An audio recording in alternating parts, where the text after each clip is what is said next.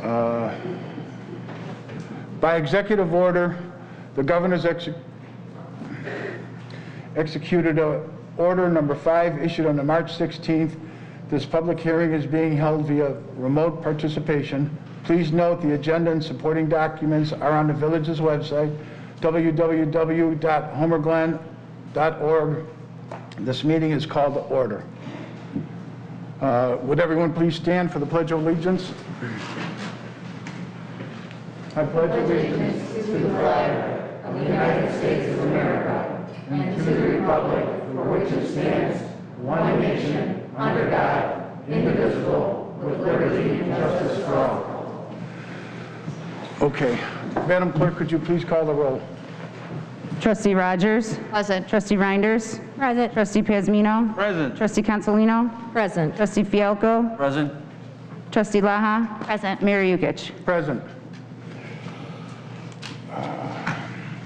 Are there any amendments to the agenda? Yes, sir, I do have an amendment, please. I would, if possible, like to table H6 indefinitely.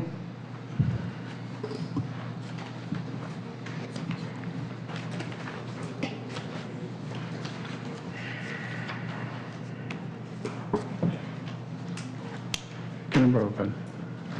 I brought you one. Yeah, I know. I thought I had one too. I'm losing everything.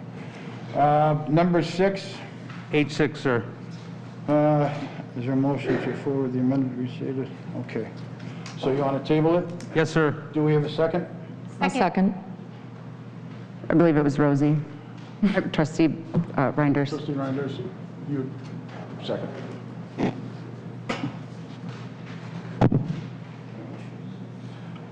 Okay. All those in favor? Aye. Aye. All opposed? Ayes have it. I would also like to move from the consent agenda G6 to H11.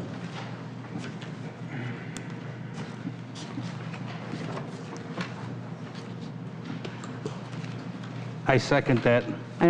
Is there a second? I don't believe there's a second requested. Never mind. Just off the consent agenda, it's automatically if somebody has to pull it off. All right, know which one's coming off. Performance fund, that would be considered as a legislative item separately.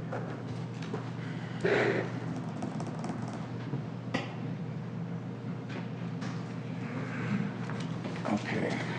Sir, I have another amendment if I can. Yes? I move to amend H10 to read as follows. Motion to have our legislative council, Odelson and Stirk, to commence a search for candidates for village manager. Well, you got to wait until we have him as your legal, because right now he's not. You want to? Sir, there's no veto on the floor right now.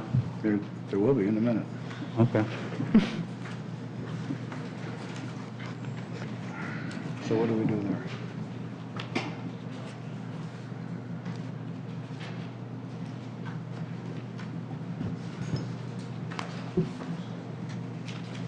Okay, well, there's a motion. I have not heard a second.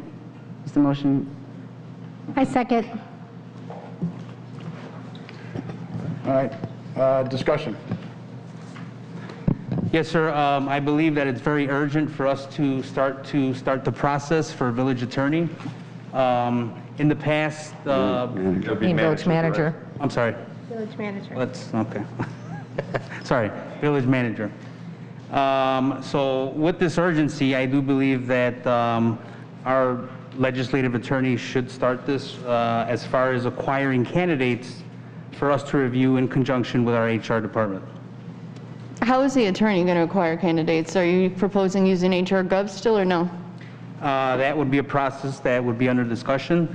I also believe that we use this with our past village manager, so. Through HR Gov?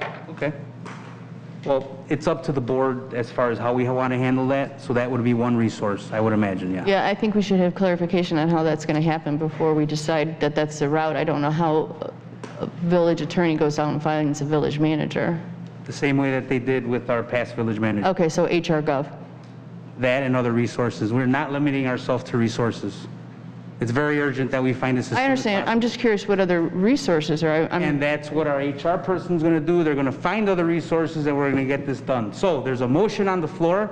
Go ahead. You have more to say? Question, just clarification. So the attorney is going to find candidates and then send it through our HR? That's correct. So, okay. So they're going to be receiving the candidates and then our HR would be Helping the helping process. for the process? Or is this just one possibility? I'm sorry? Could you, this is not the only possibility. I think the board should discuss it Absolutely. further. Yes. All right, we're going to change a few things right now. Okay. With Zoom, nobody knows who's talking, so what we're going to do is whoever wants to talk inside here has got to raise a hand. I will let you know. You have the option of talking at that point, but this way everyone else in here knows who's doing it and why we're doing it. So there's no talking over anyone else. So if you want to, as you're talking, raise your hand. I'll call you and we can do whatever you need.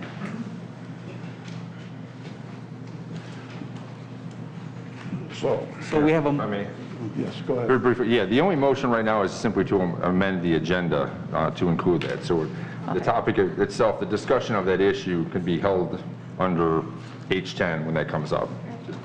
This is just to amend the agenda. Oh, okay. All right. Thank you for that clarification. Okay. can we get a second? I'll second. I believe Rosie. Commissioner Reinders already Sorry, I seconded. don't know, okay. All right. Madam Clerk, you want to call the roll? Trustee Fialko? Aye. Trustee Pazmino? Aye. Trustee Rogers? No. Trustee Reinders? Aye. Trustee Consolino? Aye. Trustee Laha? Aye. I just want to clarify, that was just to discuss it. Correct. Okay, thank you. You want roll call? Mayor Yukich? No. All right, so now we go back to, this is already done.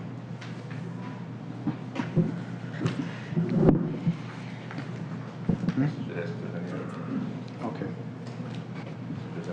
All right, are there any other amendments to the agenda?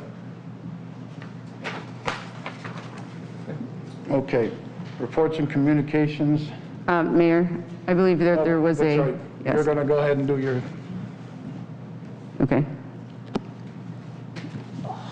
Sorry, I have to take that mask off to read.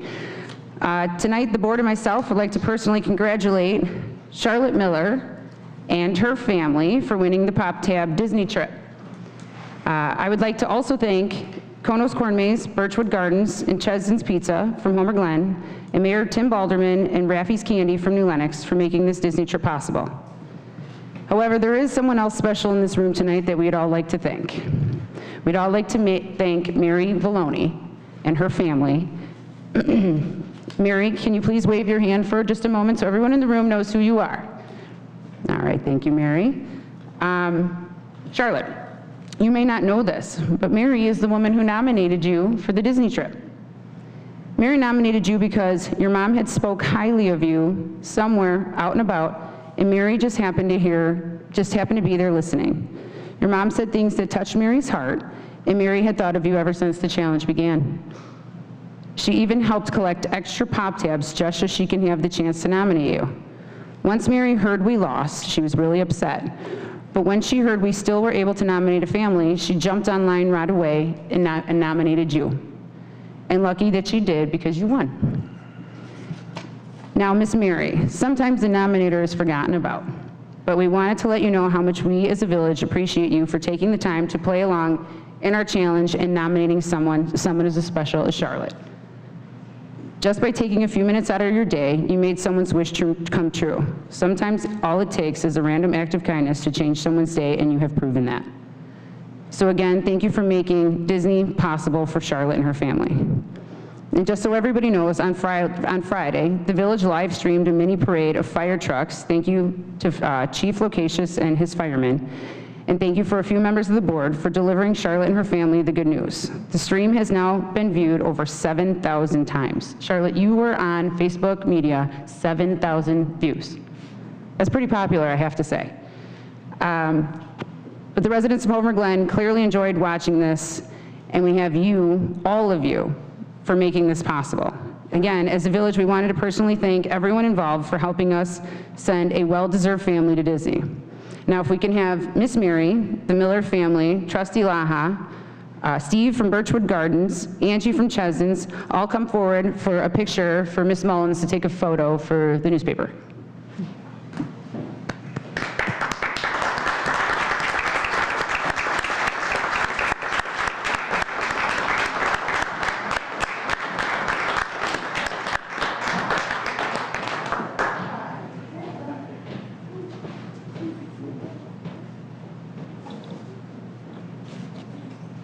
And we have little Vivian here as well, who also helped her mom nominate Charlotte. Why don't you get up close?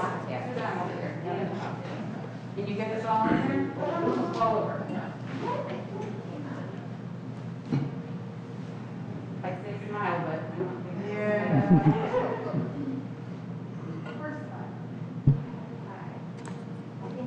Got it? All right. Yeah.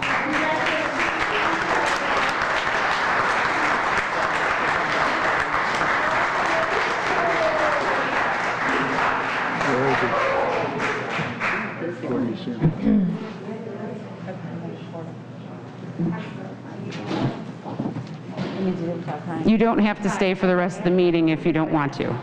You guys are free to go. We got a long meeting ahead of us. Don't want to ruin your night. Mr. Balich, could you please put a mask on?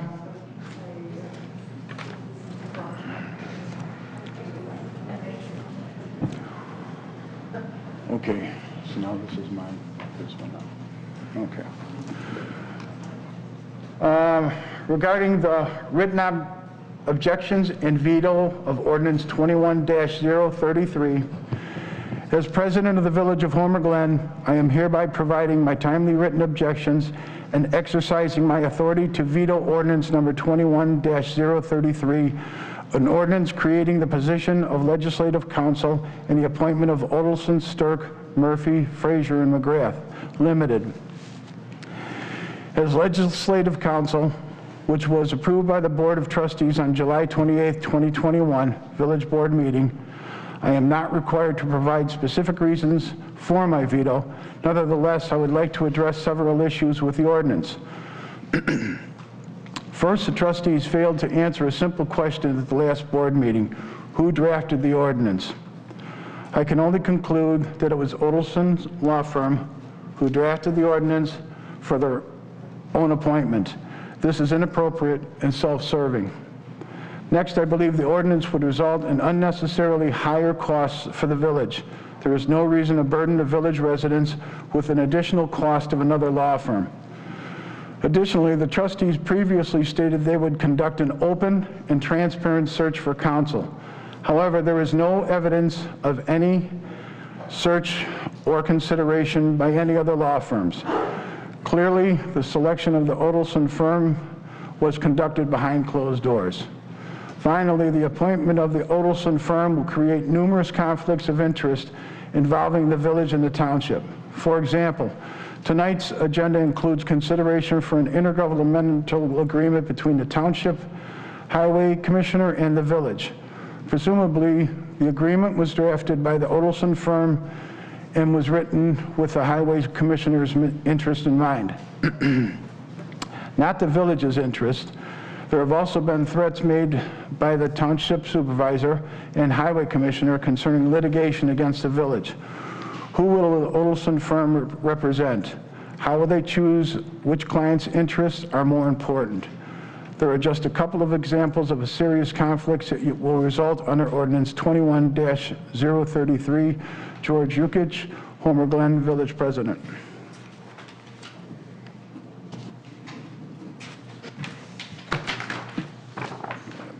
Just pass those down to get them out. Okay, reports and communications from the mayor and other officers. On tonight's agenda, there are several regarding village personnel and the authority of the village board that I need to address. Those items were requested by trustees Consolino, Fialco, Reinders, Fiasmino, and Laha. Item 1.10 regards a motion to search for a new village manager. Matt Walsh, was served in this role for over 4 months, and no trustee or staff member has come to me to criticize his performance. Once Matt hired a public works director, which is his job to do and not the board's, the trustees all of a sudden are demanding the removal of Matt and increasing hiring authority for the trustees. The village began the professional recruitment and hiring back in April 1st.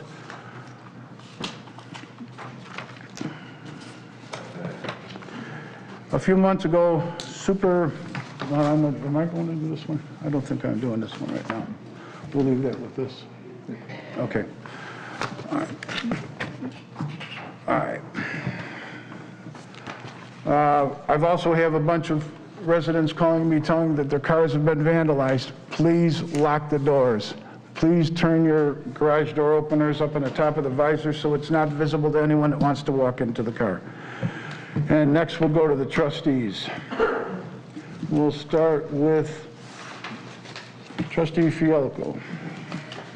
Well, I wasn't going to say anything about a decision you might make, but I want to remind you at the last village board meeting that twice you said you would not stop us with getting legislative counsel. I'm not. Now you're stopping it by vetoing it, and that's okay because we can override it at the next meeting with a 2/3 vote.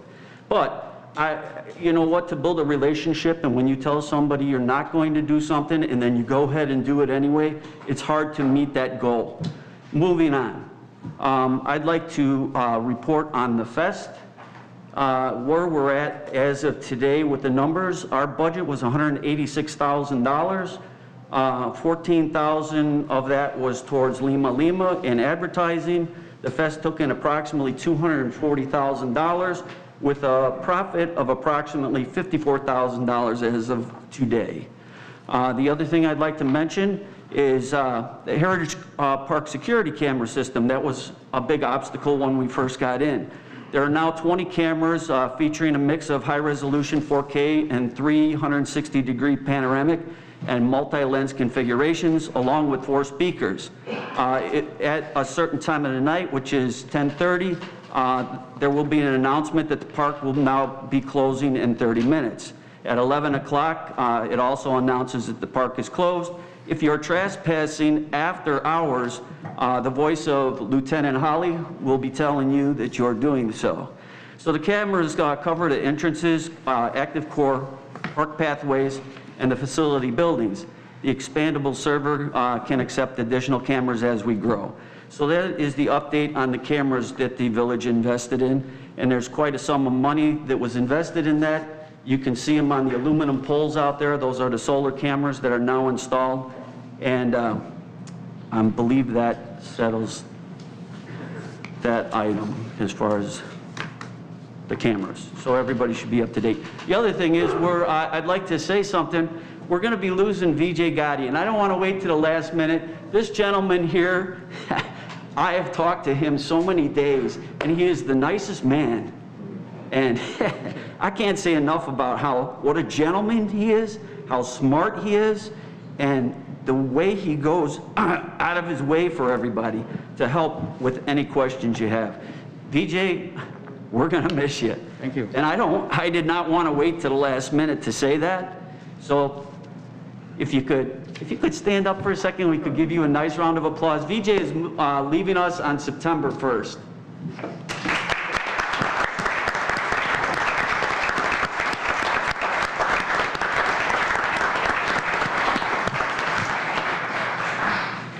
So thank you for your many years of service, and I'm very sad that we're going to be leaving, that you're going to be leaving, and you're going to have some big shoes we have to fill. So thank you once again. That completes. Thank you, Trustee Fialco. Trustee Reinders. Thank you, Mayor. I would like to just talk a little bit about our Parks Committee. We had to cancel the regular meeting of the Parks Committee on August 16th. We canceled it because we were going to be scheduling a special meeting with a company called Miracle Playgrounds.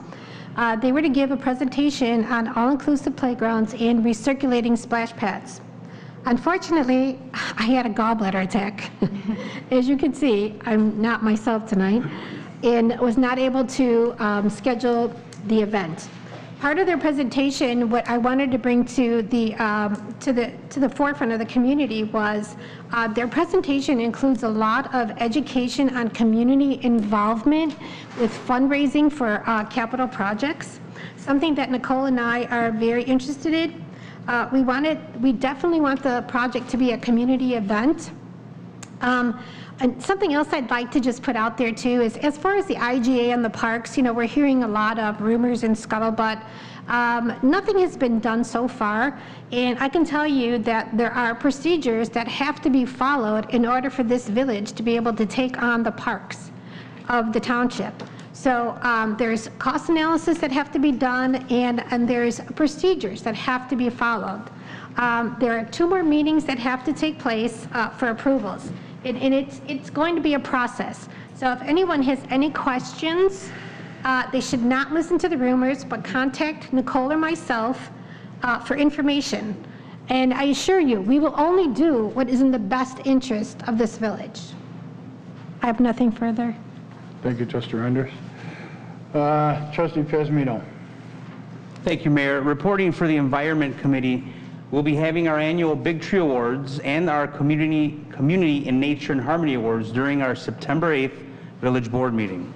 All contestants were nothing short of amazing, and we look forward to present these awards to our wonderful residents. Our stargazing event on October 1st is by itself a fantastic event. However, this year we will be including incredible bats into the program. I think that will be a great addition, especially for the kids. I sure know I'd want to see those things, but it should be a great event. So thank you very much, and that concludes my report. Thank you.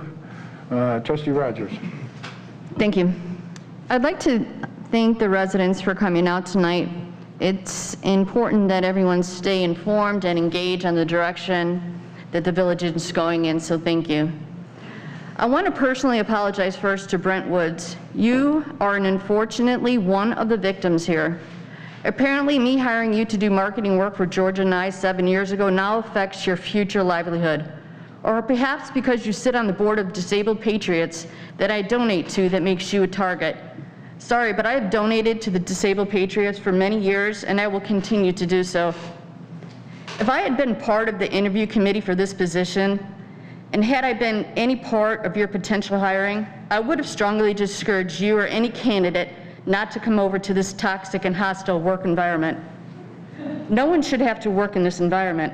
I'm happy that you chose to come because it appears that your staff is very happy, and as evident by your actions on your second day on the job, you already found the cost savings for the village. Matt, I want to publicly say that I'm so sorry for the way that you are being treated. A pawn by people in their games. Your staff loves you, and that says a lot about a person's character.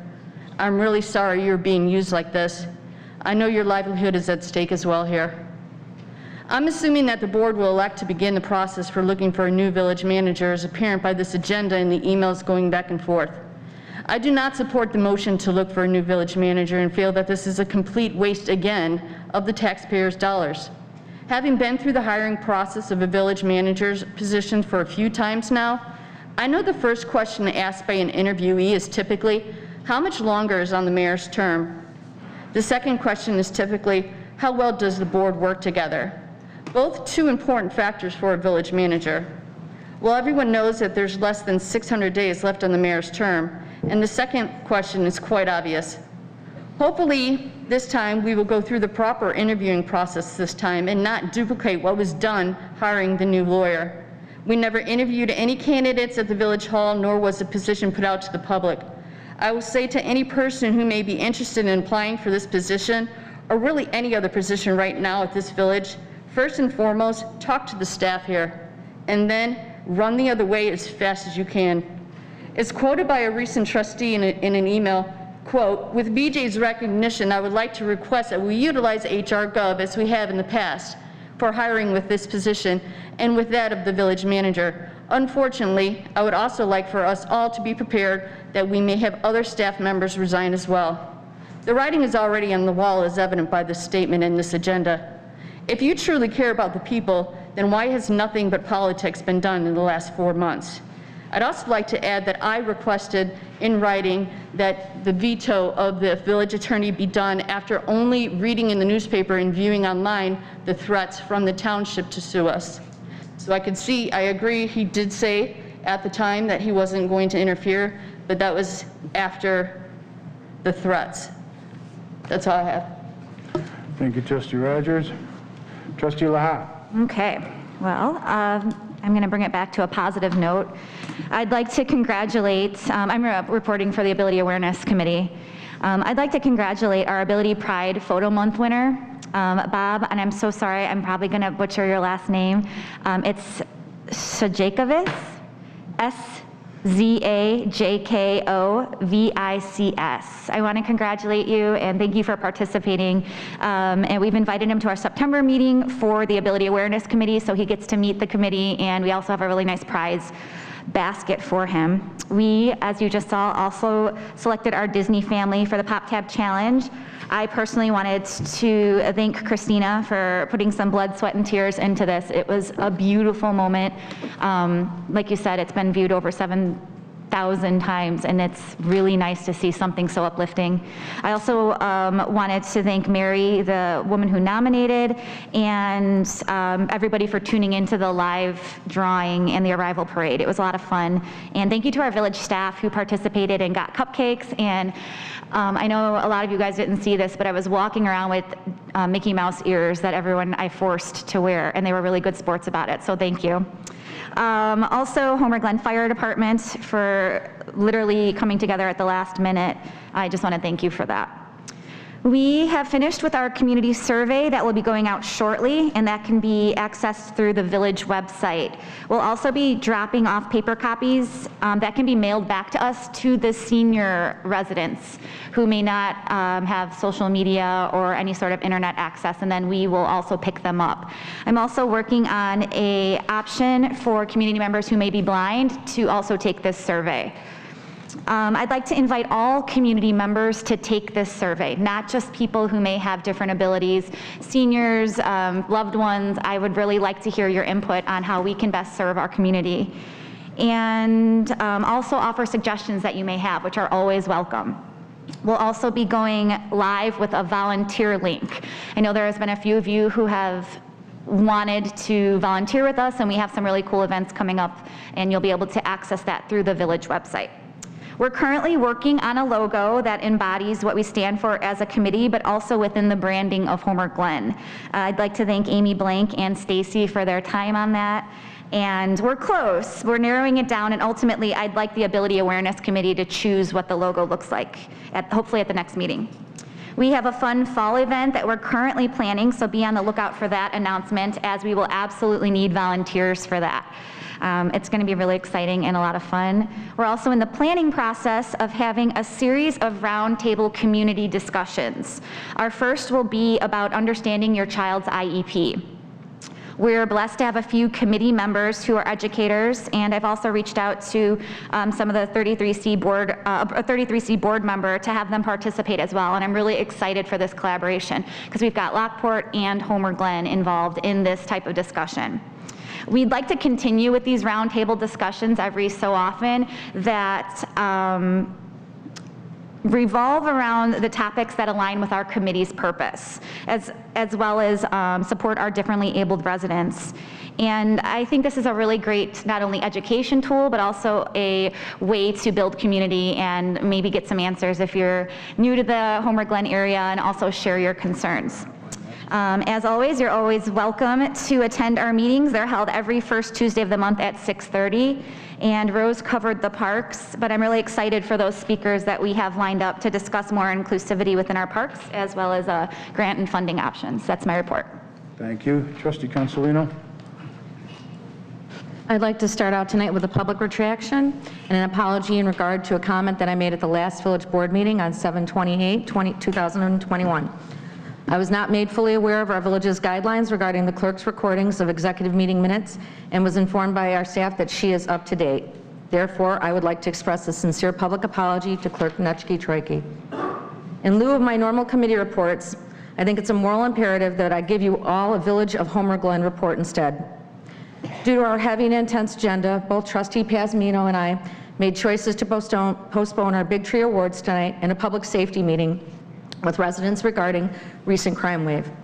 We didn't think that it would be fair to our residents to invite them to meetings in which positivity should be the motto and where important safety situations should have all our attention, and not display the current discord and negativity amongst all our board members and staff. Unfortunately, I do not have anything positive or productive to report tonight. The past month, I have been met with constant opposition by a few staff members and our leftover board members. Now, some of you might think that this opposition is due to the secondary council we voted on during the last board meeting. Amazingly, it's not. The opposition I'm receiving is due to my requests and requests from other trustees for information. Information that we are in our right to request. To simply put it, it's regarding information that we are entitled to see and have knowledge of as elected officials of this village. This information includes hiring, job postings, job descriptions, applications, resumes, cover letters, internal job reclassifications, salaries, timelines, and so much more.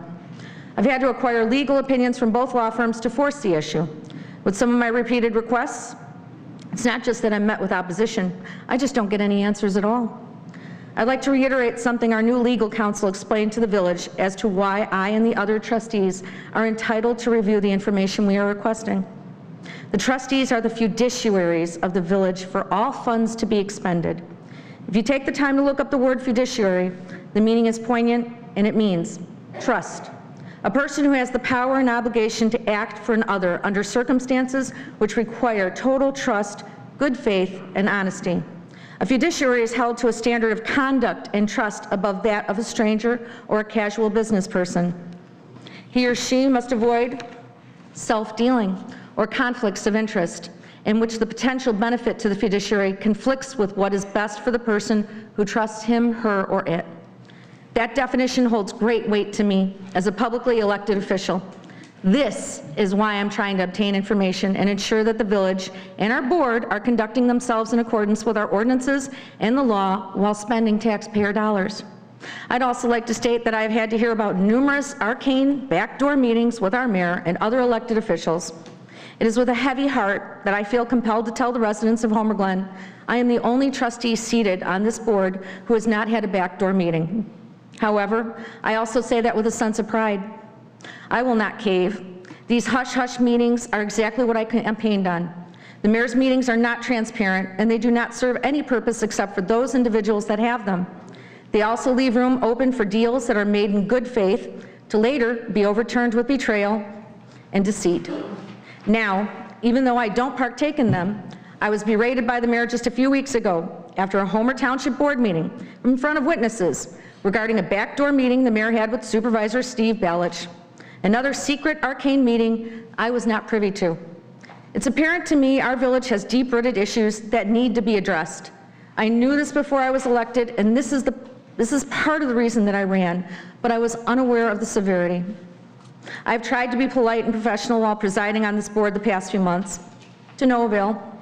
I was amicable because I wanted to attempt to unite my slate with the leftover board. However, I did not get elected to simply rubber stamp the mayor and I did not get elected to simply rubber stamp the mayor and Trustee Rogers' agenda. I was elected to force our village and our board to be transparent. Maybe everyone on this board needs to be reminded, including myself, that I was elected to be loud and bold. My voters elected Norma Ray, and they also kicked out every single incumbent that was up for election on this board. They did not vote for a demure and quiet rubber stamper. My job is to hold this municipality accountable in all its entirety, and that's exactly what I'm doing, and I'm going to continue to do it. Make no mistake, I have no problem airing out our dirty laundry publicly on this board. Just as I know the mayor and the leftover board members look forward to doing the same with any bones in my closet or that of my fellow slate members. If I was bold enough to run for trustee, I am certainly bold enough to hold every single person accountable on this board and in our village for the next 4 years. And I may even continue to do it a little longer than that, depending on the next election. This concludes my report. In response to some of your remarks, you talk about ethics. Who wrote the ordinance for the lawyers? It's your turn to speak. See, you don't answer anything. That's why no one trusts you. I don't trust you. You don't answer questions either, sir. I'll answer any question if people come to Right, me. I just want to say something. I think we just need to, let's just stop this right No, now. you know what? I mean, I think we all have gotten to say what we need to say, and No, Nicole, they haven't. Because, stop and look at it this way. Everything she just said is all lies. That's what she does on Facebook. That's what she does to the residents of the people in this village. All I'm trying to do is make sure that if you're going to say something, transparency, be transparent for once. You're not. Oh, I am. Yeah. Well, that's, you know what? That's what you believe. So if you're going to say something, you know, when you got asked about it, it's real simple. You had the other law firm write it up. They don't work here. They're not part of this village whatsoever.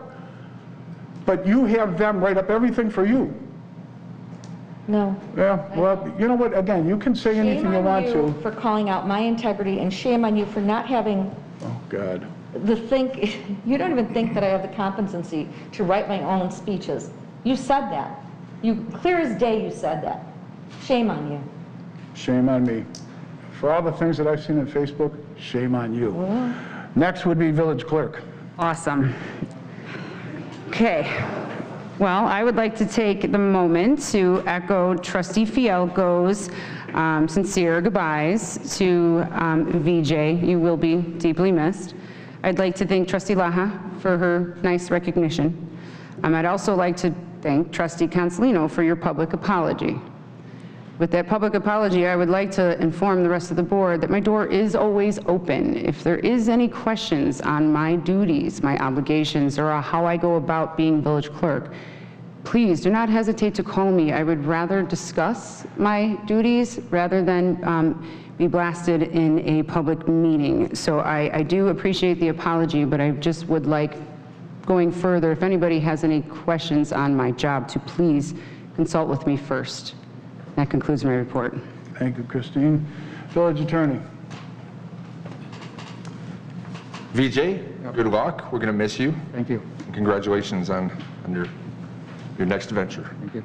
That's all I had, Mayor. Thank you. Public safety officials. Quick report, Your Honor. Just letting everybody know that on August 20th, the Will County Sheriff's Office took part in Coffee for Champions, where the monies raised go to Special Olympics. Special Olympics Illinois is a not-for-profit organization that provides year-round training and competition in 18 sports to children and adults with intellectual disabilities. In years past, it's always been called Cop on a Rooftop. That's probably more familiar for everybody. Sheriff's Office volunteers participated at 2 locations, one of them being at the Dunkin' Donuts located at 14135 South Bell. Homer residents, as always, were generous once again and helped the Sheriff's Office to raise over $6,000 for Special Olympics.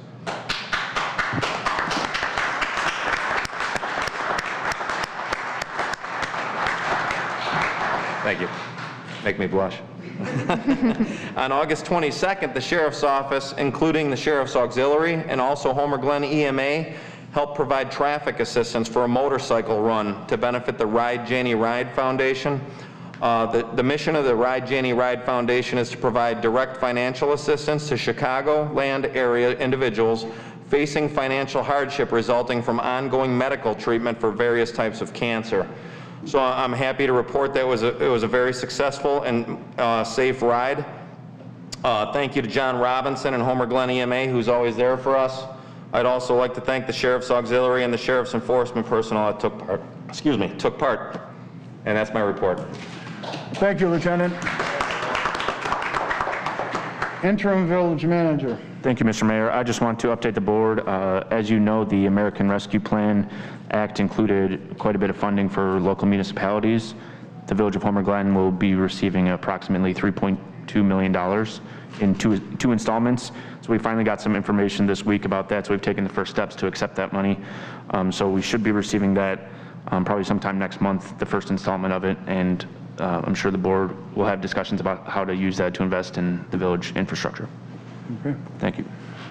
Thank you, sir. Next would be public comment.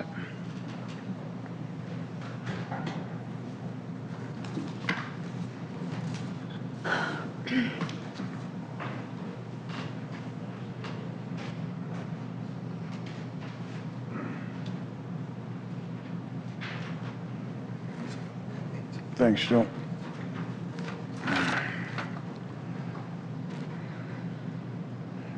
First will be Christina Troike. You.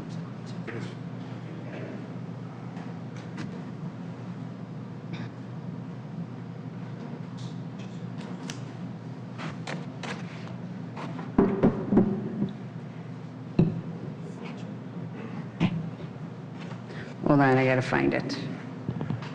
Remember, there's a 3-minute limit. Oh, zip it. All right, thank you, board. Tonight I stand before you as a resident of Homer Glen and Homer Township. I urge the board to consider working with the Township Road District on an agreement for the village to maintain the 18 miles of unincorporated road and do not agree to the proposed IGA. It is a very simple solution for all taxing bodies and taxpayers involved. You have the chance to be heroes tonight and put an end to the double tax that Lockport, Homer Township taxpayers have been paying for 20 years, and now the double tax that is being proposed on the village residents and a possible tax increase. You can come up with an agreement that the village maintains the unincorporated 18 miles for the small amount that the unincorporated residents pay into the Township Road District, and abate back the rest of the money to those who are paying the double tax, which will now again include the residents of Homer Glen. You do know that the Township Road District can be dissolved once the road district goes down to 4 miles. So we're basically talking about 14 miles of road. And with the township discussions of handing ownership of the parks over to the village and any future plans in cleaning up the boundary lines and any annexations, we will hit that 4 miles sooner than we know it. Again, I encourage you to vote no. I encourage you to vote no on the current proposed IGA and come up with a plan that will benefit the taxpayers. Thank you.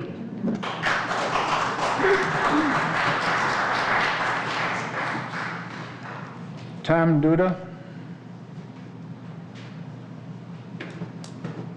I'm Duda. I've been in this town for 30 years, my wife probably 50 years. I want to speak to the new hiree, Brent Woods. I am an employee of the Homer Glen Public Works, which was formerly Highway Department, the Road District. And I speak of all the men there. We all respect him. I think he's doing a fine job. And for the first time in a long time, there's a lot of stability in that garage over there. Just so all you residents know. Thank you. Thank you, Tom. Wayne.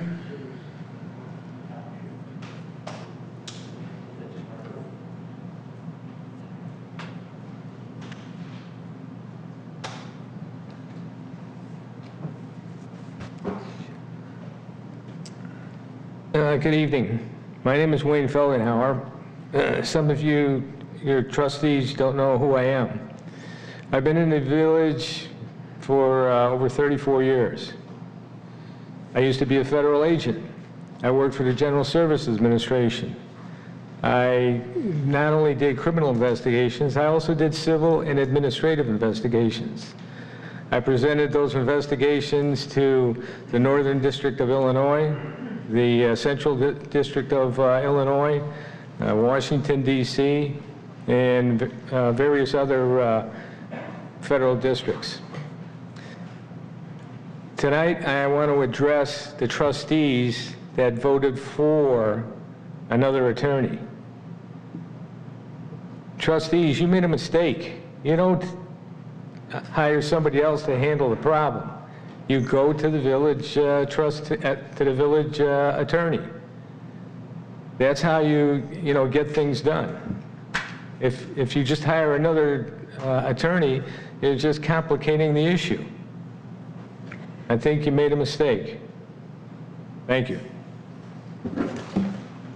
Thank you, Wayne.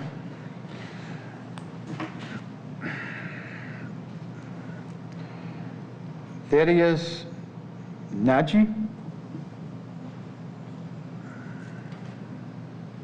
No.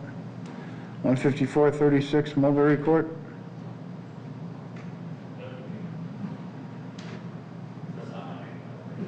It's on the agenda.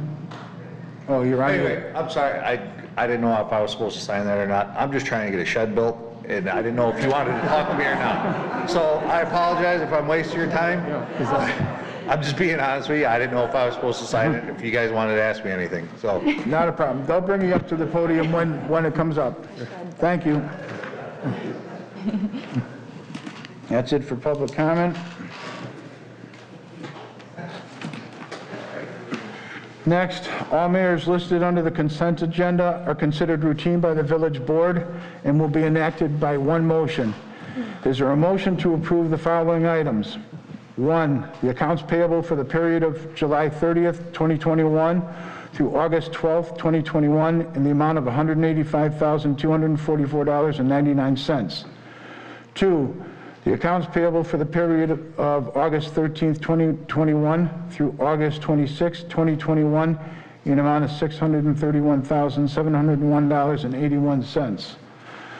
3, the treasurer's report for the month ending June 30th, 2021. 4, the treasurer's report for the month ending July 31st, 2021. Number 5, payment of the Village of Homer Glen's June legal bills from Mahoney, Silverman and Cross LLC in the amount of $3,558.75. Number 6 has been taken out. Is there a motion? So moved.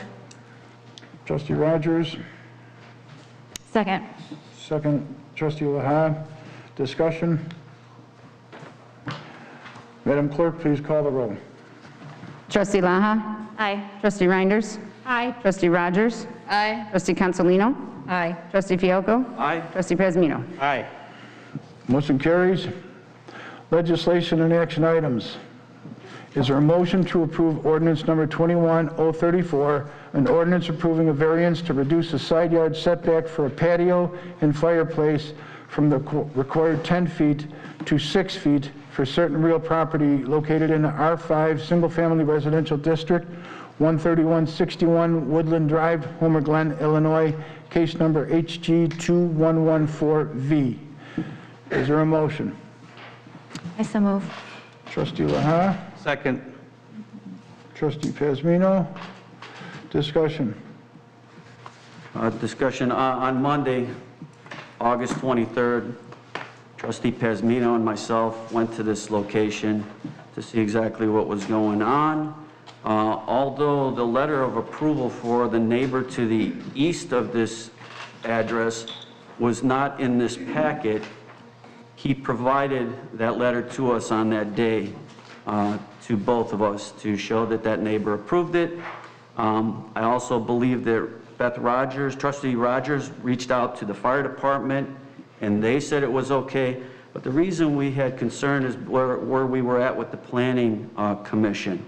And for this, we did not see a problem out there. And as long as the neighbor said okay, the fire department said okay, with this, because the planning commission had the vote of 2 to 3, we need 2/3 to pass this for this family that pays the taxes in Homer Glen. So I want to keep that in context.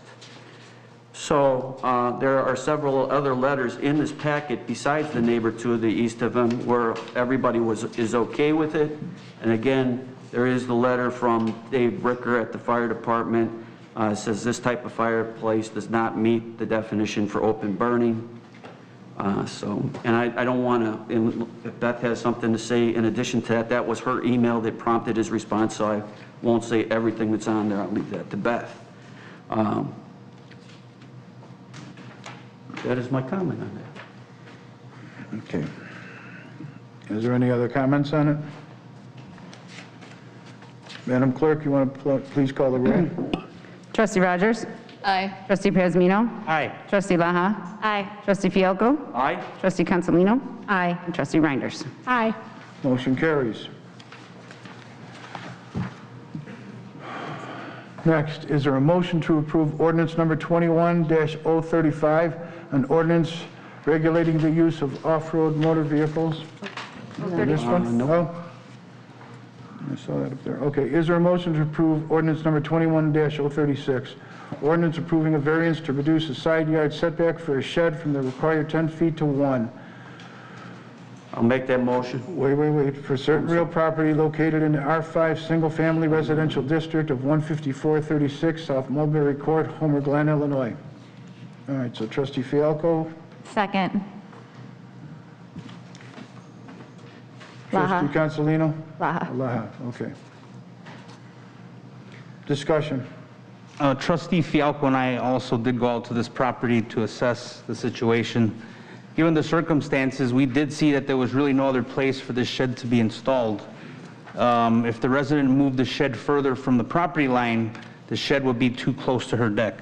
Now, I do wish to note that whoever went out to go see this property advised her that it'd probably be a good idea for her to cut her deck in half, which is ridiculous to me, but I don't think that's acceptable. The resident was also told that this shed should be placed on a cement slab. Further investigation of the area, we noticed that there were literally about 6 or 7 sheds around her. None of them had cement slabs. Situations like this are why homeowners do not report their homes, and we want to make sure that people know that when they do report things and do report their projects, that they know that they're not shooting themselves in the foot. So I think that we should be very cooperative with these types of situations. That's what I had. In addition to that, I talked with Joe Baber today. If it comes up and this family decides to build that shed, I'd like a serious consideration to be given to that family to not have to put down a cement slab as recommended based on our observation when we were out there, and the other sheds in the vicinity that do not have the cement slab. Matter of fact, I think that's one of our ordinances that we should look at for sheds. And with all the sheds these days that are basically build and drop off, they don't build them on site. They've got the 4x4s beneath them anyway. The comment was said that, well, the cement pad would help from the animals going underneath. But with the 4x4s they're on and the way they get delivered today, there's that gap underneath the shed anyway.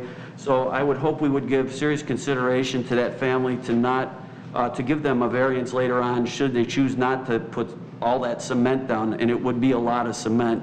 And that yard is on an angle also. That's my comment. Thank you.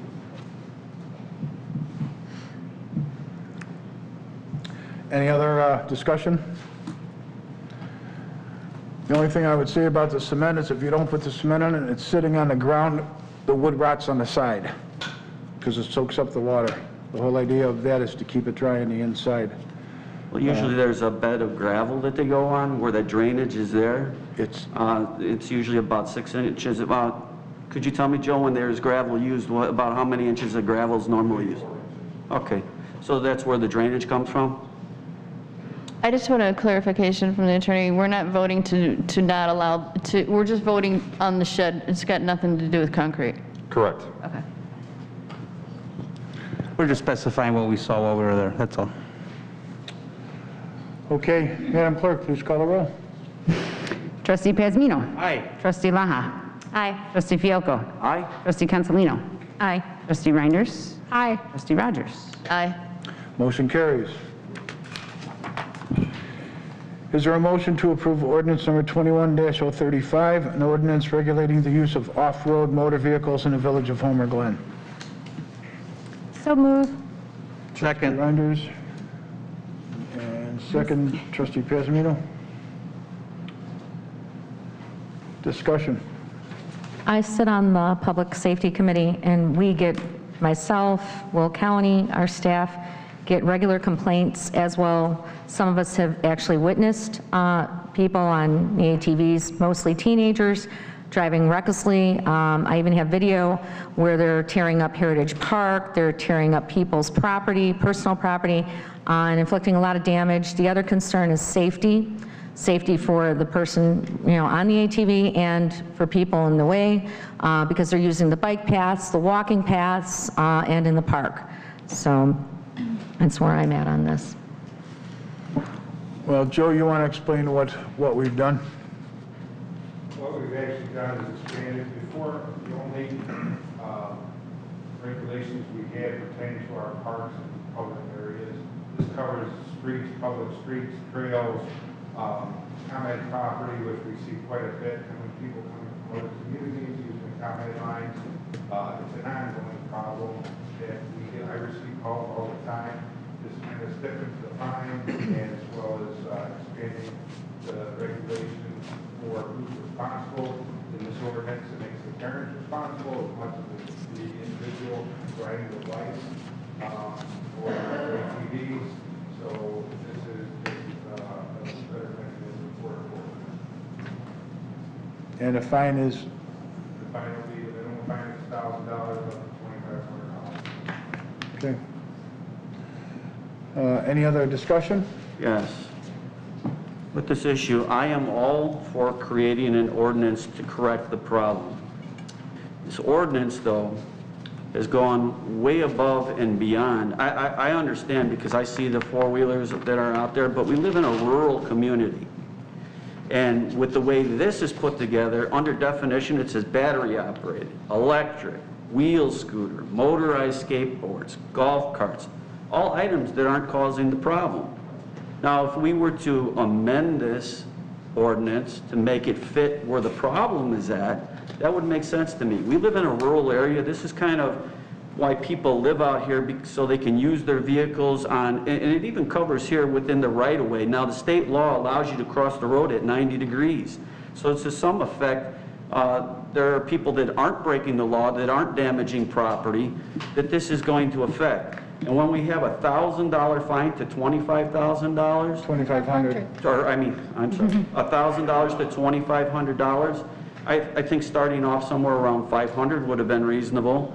To take and make somebody else legally responsible for somebody else that would be breaking the law is kind of not very patriotic in my approach. I know you want to blame the parent and everything, but the parents aren't always to blame when things like that happen. Number 7 is, it says in a manner so as to create a loud, unnecessary, unusual noise. I could own 10 acres of property and ride a motorcycle on that property that could bother somebody else, and then somebody on that property is going to be approached because they're told that it's too loud and they're on 10 acres of property. Again, I do agree that there needs to be some control over the issue. I think that this issue is way too stringent for what it's looking to, the problem it's looking to resolve. So my advice would be to bring this back and put it in the context of those who are causing the problem and the type of vehicle that's causing the problem. That's my comment. Lieutenant, do you have a minute? Can I speak? You can, sir. I would say to that, I live in probably one of the most rural areas in Homer Glen on 2.5, 5 acre, 10 and 20 acre lots. And this is a serious problem. It's very nerve-wracking and it's all kinds of vehicles. It's hilly, there's a lot of blind spots. This doesn't even take into consideration the damage that's done to people's property when they're going through my neighbor's cornfield in the middle of the winter on snowmobiles, and they don't understand that they're really causing some damage there. But for me, it is a safety issue. There's so many electronic things. On my street alone, I see golf carts. I see the things that I don't know what they're called, just hoverboards, or they're standing on them and they're going up and in the street, in the middle of the street, and it is a huge safety issue. So I was glad to see this on there. Lieutenant, what do you think about the quads? Well, we get a ton of complaints on them, and the thing is, the ordinance helps us to have an alternative to a state citation. If they're on a roadway, we can write them a state ticket, send them to court at Joliet. This is another option available to keep it local, keep it off their record. But it also helps us as far as, it's not only I don't want everybody to have in mind that it's to punish, it's just as important to keep the kids safe as well. Because if they think it's wide open, you're gonna have a small scooter or something on a roadway and they're gonna get injured, or killed. And for drivers as well. And a lot of our streets, like I'll use Pebble Creek for an example, you have a lot of winding roads and parked cars on the side of the road. You can't see these little dirt bikes and that, so I get a lot of complaints about that. I'm getting a bunch more, of course, on the trails. Any of you that walk or run the trails, you see the motorized scooters and that. I know I get photos sent to me all the time of scooters on these trails. So it encompasses all of that. Does that kind of speak to what you're asking, Your Honor? Well, yeah, because I've had multiple residents call me and explain to me, I've gone over to the house, and you've got all these kids going back and forth. Some of them don't look like they're older than 12, 13 years old, but you can't find out how old they are because they're too busy zipping across. Where I had a problem with is there were a lot of people out in backyards that they have the houses on behind the ComEd, and these kids are going by and they get as close as they can, and as they go by they flip them off. Then they tell them to mind their own business. That is their business. That's where they live. Sure. It'd be different if it was there before a house got built and they were going back and forth, so people at least had an idea of what was there. It also clarifies what is legal and what's not, because a lot of people don't know that they can't ride on the trails. They think that trails are there to be ridden on, and they are not. And there's a lot of trails in the area. Put it on the back of a pickup truck or on a trailer. Bring it to where that's what it's designed for. I wouldn't be able to tolerate the noise basically 24/7. And I had an incident the one time where my own kid, and I told the dummy, don't go in the ComEd area. Well, he decided he knew better than me, and next thing I know, he's in a hospital because he broke all his ribs by hitting a pipe when he hit a hole in the ground. So, you know what, if they did a halfway decent speed, it wouldn't be that bad, but they still don't belong there. They don't belong around anyone's house. This is not what this village is all about. This further gives us tools to help keep people safe. And like I said, both sides of the equation. I'm not out there just to hammer people with fines. It's not why I'm there. We're here to keep the public safe.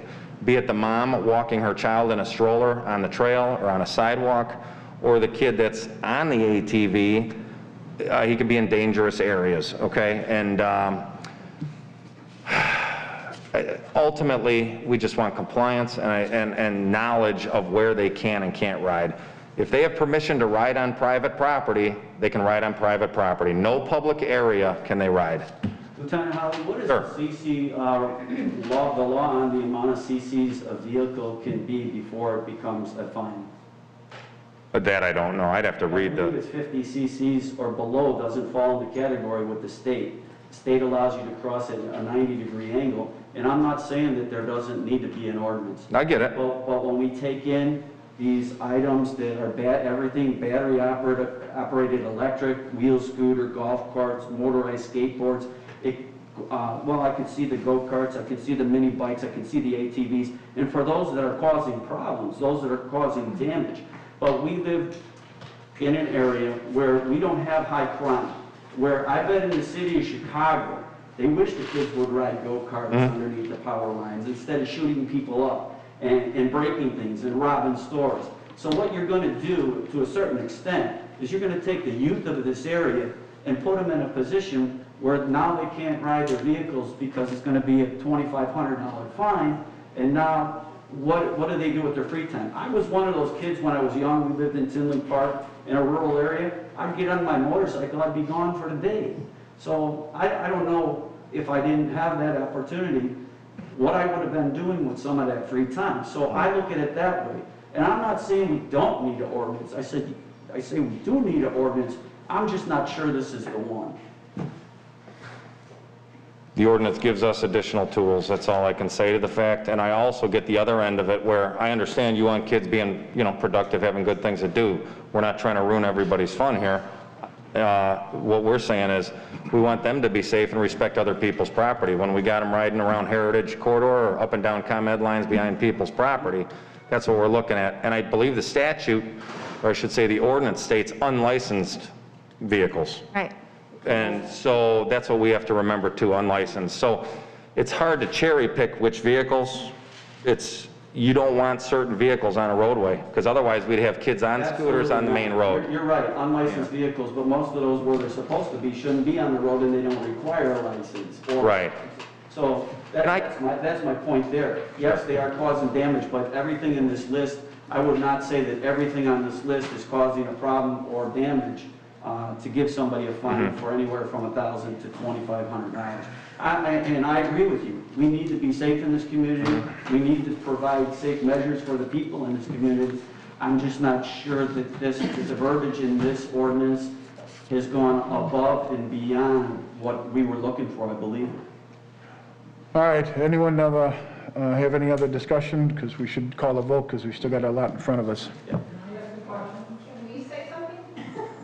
No, not right now. Not right now. Let's get this meeting going. You want to take the roll call, please? Sure. Trustee Laha. Aye. Trustee Fielko. No. Trustee Consolino. Aye. Trustee Reinders. Aye. Trustee Rogers. Aye. Trustee Pasmino. Aye. Motion carries, ayes have it. For the people that asked if they could say something, is it something that's going around your house that you can't do anything about and something's bothering you? It was just a quick question for Lieutenant Holly, whether his deputies have discretion or whether they have to find her. He's right here. Absolutely, and thanks for bringing that up, John, because I forgot to bring that up. That was part of what I was going to say is we have, my deputies definitely have discretion. Yeah, they take everything into account, totality of the circumstances to make that decision. This is, okay. Okay. Thank you. Thank you. All right, is there a motion to assign a Class E liquor license, temporary license to Holistic Riding Equestrian Therapy, hosting an event at Shady Oaks Camp located at 16300 South Parker Road, Homer Glen, for the HRET Country Western Night fundraiser occurring on September 18th, 2021? So move. Second. Reinders. And second was Trustee Trustee Fielko. Fielko. Discussion? Actually, Mayor, I have done some work with this group before, and they're very organized, and they do a really good job. So I don't see any problem with giving them a temporary license. Okay. They do have to go get the liquor license, so. Right. Special, yeah. Okay, any other discussion? Madam Clerk, please call the roll. Trustee Fielko. Aye. Trustee Consolino. Aye. Trustee Reinders. Aye. Trustee Rogers. Aye. Trustee Pasmino. Aye. Trustee Laha. Aye. Thank you, motion carries. Next, is there a motion to approve the appointment of John Walters to the Environmental Committee? I'll make that motion. Second. Fielko and Pasmino. Can you state for the record who called? Fielko and Pasmino. Thank you. Dan had the first, and Ruben had second. In your form, we're making that appointment then? Yes. Sir, I'd like to say something, please, if I may. Go ahead. Yeah. I would like to thank Mr. Walters for once again showing his love and dedication for this community by submitting his name for membership to the Environment Committee. Mr. Walters has been a resident since 2002 and is a founding member of the Woodbine Estates HOA and has been president for over 10 years. He oversaw the building and the development of the HOA's extensive common areas and ponds and was also a member of the Parks Committee. Mr. Walters has volunteered countless times for village events and activities and therefore deserves to be a member of this wonderful committee. I therefore highly recommend the appointment of John Walters to the Environment Committee and ask that my fellow trustees vote for this appointment. Thank you. Okay, Madam Clerk, please call the roll. Trustee Consolino. Aye. Trustee Reinders. Aye. Trustee Rogers. Aye. Trustee Pasmino. Aye. Trustee Laha. Aye. Trustee Fielko. Aye. All in favor? All right, that passed, motion carries. Is there a motion to approve Mayor's appointment of Matt Walsh as acting village manager for the Village of Homer Glen? So moved. Trustee Rogers. A second. Trustee Laha. Discussion. I have something I'd like to read. Matt Walsh was illicitly temporarily promoted to acting village manager on 4/8/2021, 2 days after the election. After careful review of the village board's meetings, both open and executive, at no time was Matt Walsh appointed and voted on by the previous board members or by the current board members that were sworn in on May 12, 2021. Trustee Pasmino made several requests to the village manager for his knowledge regarding Public Works Director and the appointment of Matt Walsh as acting village manager. On August 9th, Eric Hansen claimed in his legal opinion that on 3/19, the former village manager, Carrie Freeling, temporarily promoted Matt Walsh, and that it was to become effective on April 8th. However, in reviewing the village board meetings and the executive session meetings for both March and April, as well as Carrie Freeling's manager notes that were dispersed to all board members, there is absolutely no mention of this temporary promotion. Yet, according to our village payroll, Matt Walsh was labeled acting village manager effective 4/8/2021. So who authorized this? I believe this to be an illicit and unauthorized hire due to the following. Village Ordinance 26-01 for creating the position of village manager and establishing the duties was not followed by staff or the board.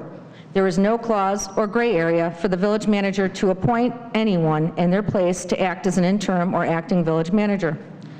The ordinance states clearly that the village manager shall have the duties and be subject to the terms and conditions of the position description attached hereto and incorporated in Exhibit A of the ordinance.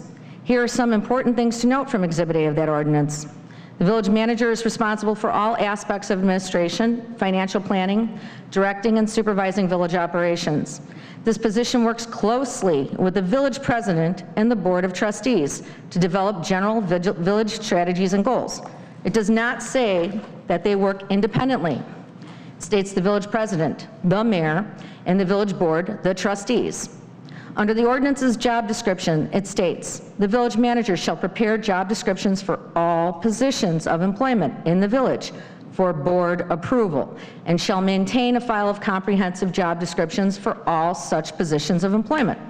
If all job descriptions for all positions of employment in the village are to come to the village board approval, are to come before the village board for approval, why didn't the acting village managers come before the board? Under personnel practices, it states that the village manager shall ensure that all personnel policies are followed. If Carrie Freeling temporarily promoted Matt Walsh, she clearly did not follow the policy.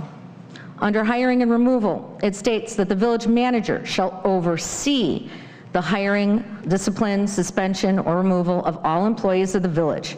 Oversee is defined as supervision. It does not mean that the village manager has absolute power to independently hire and promote. To define it as such is absurd. Under personnel requirements, it states the village manager shall assess the personnel requirements of the board for adequately carrying out village operations. Again, just as I stated above with oversee, assess means to evaluate or estimate. It does not grant absolute power with personnel. When our village attorney stated in his legal opinion that such action was in Mrs. Freeling's as the village manager and constituted a valid promotion. I think it's reasonable for me to state that in my legal opinion, he is reaching. The ordinance doesn't give any implied such authority, only his opinion does. By the way, I'm not done yet. In our village manager's job description under essential duties and responsibilities, it states, the village manager recommends to the village board and the village departments staff member positions, position descriptions, or the salary wages paid to staff members as revised or reorganized. What does recommend mean? It means to put forward with approval as being suitable for a particular purpose or role, advise or suggest as a course of action. Here we go again. It does not mean absolute authority or to act independently. And it clearly states that they are to recommend this to the village board. Where did Carrie Freeling do this with her temporary promotion of Matt Walsh to acting village manager? I haven't seen anything to confirm this. I've also been fighting to gather this information with much resistance, information that I, as a trustee, am completely in my right to request. For the record, I want to point out that our village attorney, Eric Hansen, Mayor George Yukich, and trustee Beth Rogers, along with the former village trustees, Backel, Caprio, and Gray, completely ignored all of these facts in these ordinances. It wasn't until I stated in our last village board meeting on July 28th that this promotion was done illicitly, doubtful of honesty or legality, while our village attorney condoned it.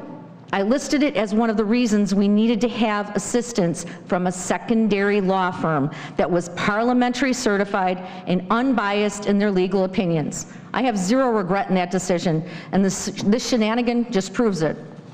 Are you done? Yes. Okay, good. Well, Matt's been with us for a long time. Carrie did put him in the position.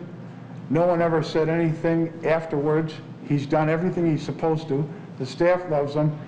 We are so much further than most of the villages and cities around us from where we sit, and no one has ever said anything until now, till this new group comes in. And this new group, all I see is you just want to change everything. And it doesn't make any sense. You've got a guy that knows what the heck he's doing, and you also have to understand, and just in case you don't know, when I'm done, which hopefully is sooner than we think, you have to hire someone. Who is going to come here and try to work here? Nobody will. Try to find someone in a year and a half. See who's going to come here. No one will. The businesses won't come here. What you're doing right now is absolutely destroying this village. And whether you see it or not, it's ridiculous what I see. I have a very hard time swallowing it because I know what he does. I know what everyone said about Brent Woods. Everyone loves him. So let's see, if you just want to go ahead willy-nilly and just, then it's on you of what's going to happen to this village. Yes, Nikki? I think what Jennifer is pointing out is, things weren't done properly. I can't speak to that. Obviously, I wasn't here, and this is new information that I'm just getting here. But, I can speak to what I see now. I can speak to what I deal with. I can speak to the relationship I have right now. And Matt, I think you do an amazing job. I think this is a really tough situation that you've been thrown into, and I personally can say, I think you do a really great job. So I just wanted to come out and say that. And personally, I think we're really lucky to have somebody who puts in the time and effort, and you are so patient with my 900 phone calls a day. So I like I said, I can't speak to what Jennifer's saying, and I think what she's saying is very valid and very concerning if this is the problem in the case. But Matt, I just want to thank you for the work that you're doing in this really difficult situation. Thank you. I don't think that anybody is denying that Matt is a nice guy, 28-year-old man that's on his way to doing great things. Matt is a great guy, and I think he'll do very good in the future. I think he is still an assistant village manager. With that title, I think he has a little bit of learning to do, like we all do when we were 28. Running a village at 28 years old is a big task. And I don't think that this was, I don't think this is about Matt necessarily. It comes back to what Jennifer said. It's about procedure. And for some lack of an excuse, this village does not seem to like to follow procedure. During this past week, several of us have asked about certain things and not gotten responses at all. Now, I don't know if Matt was told not to respond to us or where that came from, but this is all the way back from over a week ago where correspondence were sent through emails, but yet we were not addressed by Matt Walsh. I don't want to use a title because I really don't know what his title is legally at this point, because he has not gone through the procedure and the approval of this village board. And that's what it comes down to, is procedure. And there's another issue like that on this agenda. Why we can't follow procedure and why we can't follow the village code itself and do things the right way, and then we wouldn't be in this situation. There wouldn't be this arguing going on. And it isn't that this board wants to create havoc or anything else. It's because we see something going on that's not right. And when something's not right, it takes leadership to stand up to what's not going right. And so if we could get back to procedure, I think that we would do fine. But we've been left out of things. And as far as Carrie appointing Matt, I don't believe she had the authority to do that at that time. It was done on April 8th. The election was on April 6th. So here we go, back to election tactics, in my view. So I think that we could do much better as a group is if the mayor would sit down with us and say, hey, how do you guys want to go through this process? It's happened with other people that are in those positions. VJ went through that, Joe Baber went through that, but Matt didn't have to go through it, and neither did the next person on this agenda. Now, why we're picking and choosing when we follow procedure and code doesn't make any sense. So that's where we're at, and that's my comment. Thank you. I would just say that your comments scream of age discrimination to me. Not at all. Not at all. That's an insult to me. Because you know what? I was 28, and I don't believe that we were all 28. If you felt that you could run a village at 28 years old, I only said that I had a lot to learn, or somebody at 28 has a lot to learn. I did not say that he's not doing a good job. I said he's doing a good job. And I say I have high hopes for Matt in the future. His age and his experience does have something to do with it. So it has nothing to do with the age directly. It's just there's time for development with anybody in experience. And anyway, that's where I'm at with it. Thank you. I have a quick question for Eric. Can we have some legal counsel on this? Like right now, like, you know, I'm concerned with what Jennifer brought up tonight. You know, I am very on board with following procedure and following ordinances and codes. But at the same time, I'm really confused as to, you know, what we're having on our plates here. Right now, the only thing on the plate is the appointment of Matt as the acting village manager. Okay. The next agenda item, we can get into the legal opinion, but I believe that Trustee Consolino was addressing one of the arguments that I made in there. Okay. She did. You're not going to find it, from what I understand, in executive session minutes or anything like that in the notes, because from speaking with Ms. Freiling, she polled each of the trustees individually and spoke with each of them to make sure that there was no problem with it. So that's where that came from. And the other argument was, as we talked about there's going to be a vacancy in the position. So who fills it? Past practice has been the assistant fills that position. There's also the implied, if you will, implied authority that's granted to Matt for being in that position. As you stated, I think, Trustee Fialco, you mentioned that nothing was followed, and you're trying to get these things cleaned up, but everything was going along swimmingly. Everybody was fine with Matt acting as the village manager and assuming that position and recognizing him in that position. It wasn't until there was a situation where you didn't agree with something that he did, and then now we have this issue. But right now, what's on the agenda, or what's on the action or on the table right now, is simply appointing him as the acting village manager. This was requested at the last meeting. Somebody said, should he be appointed? What should we do? This would take care of, we don't have to worry about implied authority. We don't have to worry about whether or not Ms. Freiling did it properly or improperly. You got my legal opinion. The issue here is, what are you going to do going forward? So from today on, is there going to be a vacancy in the position?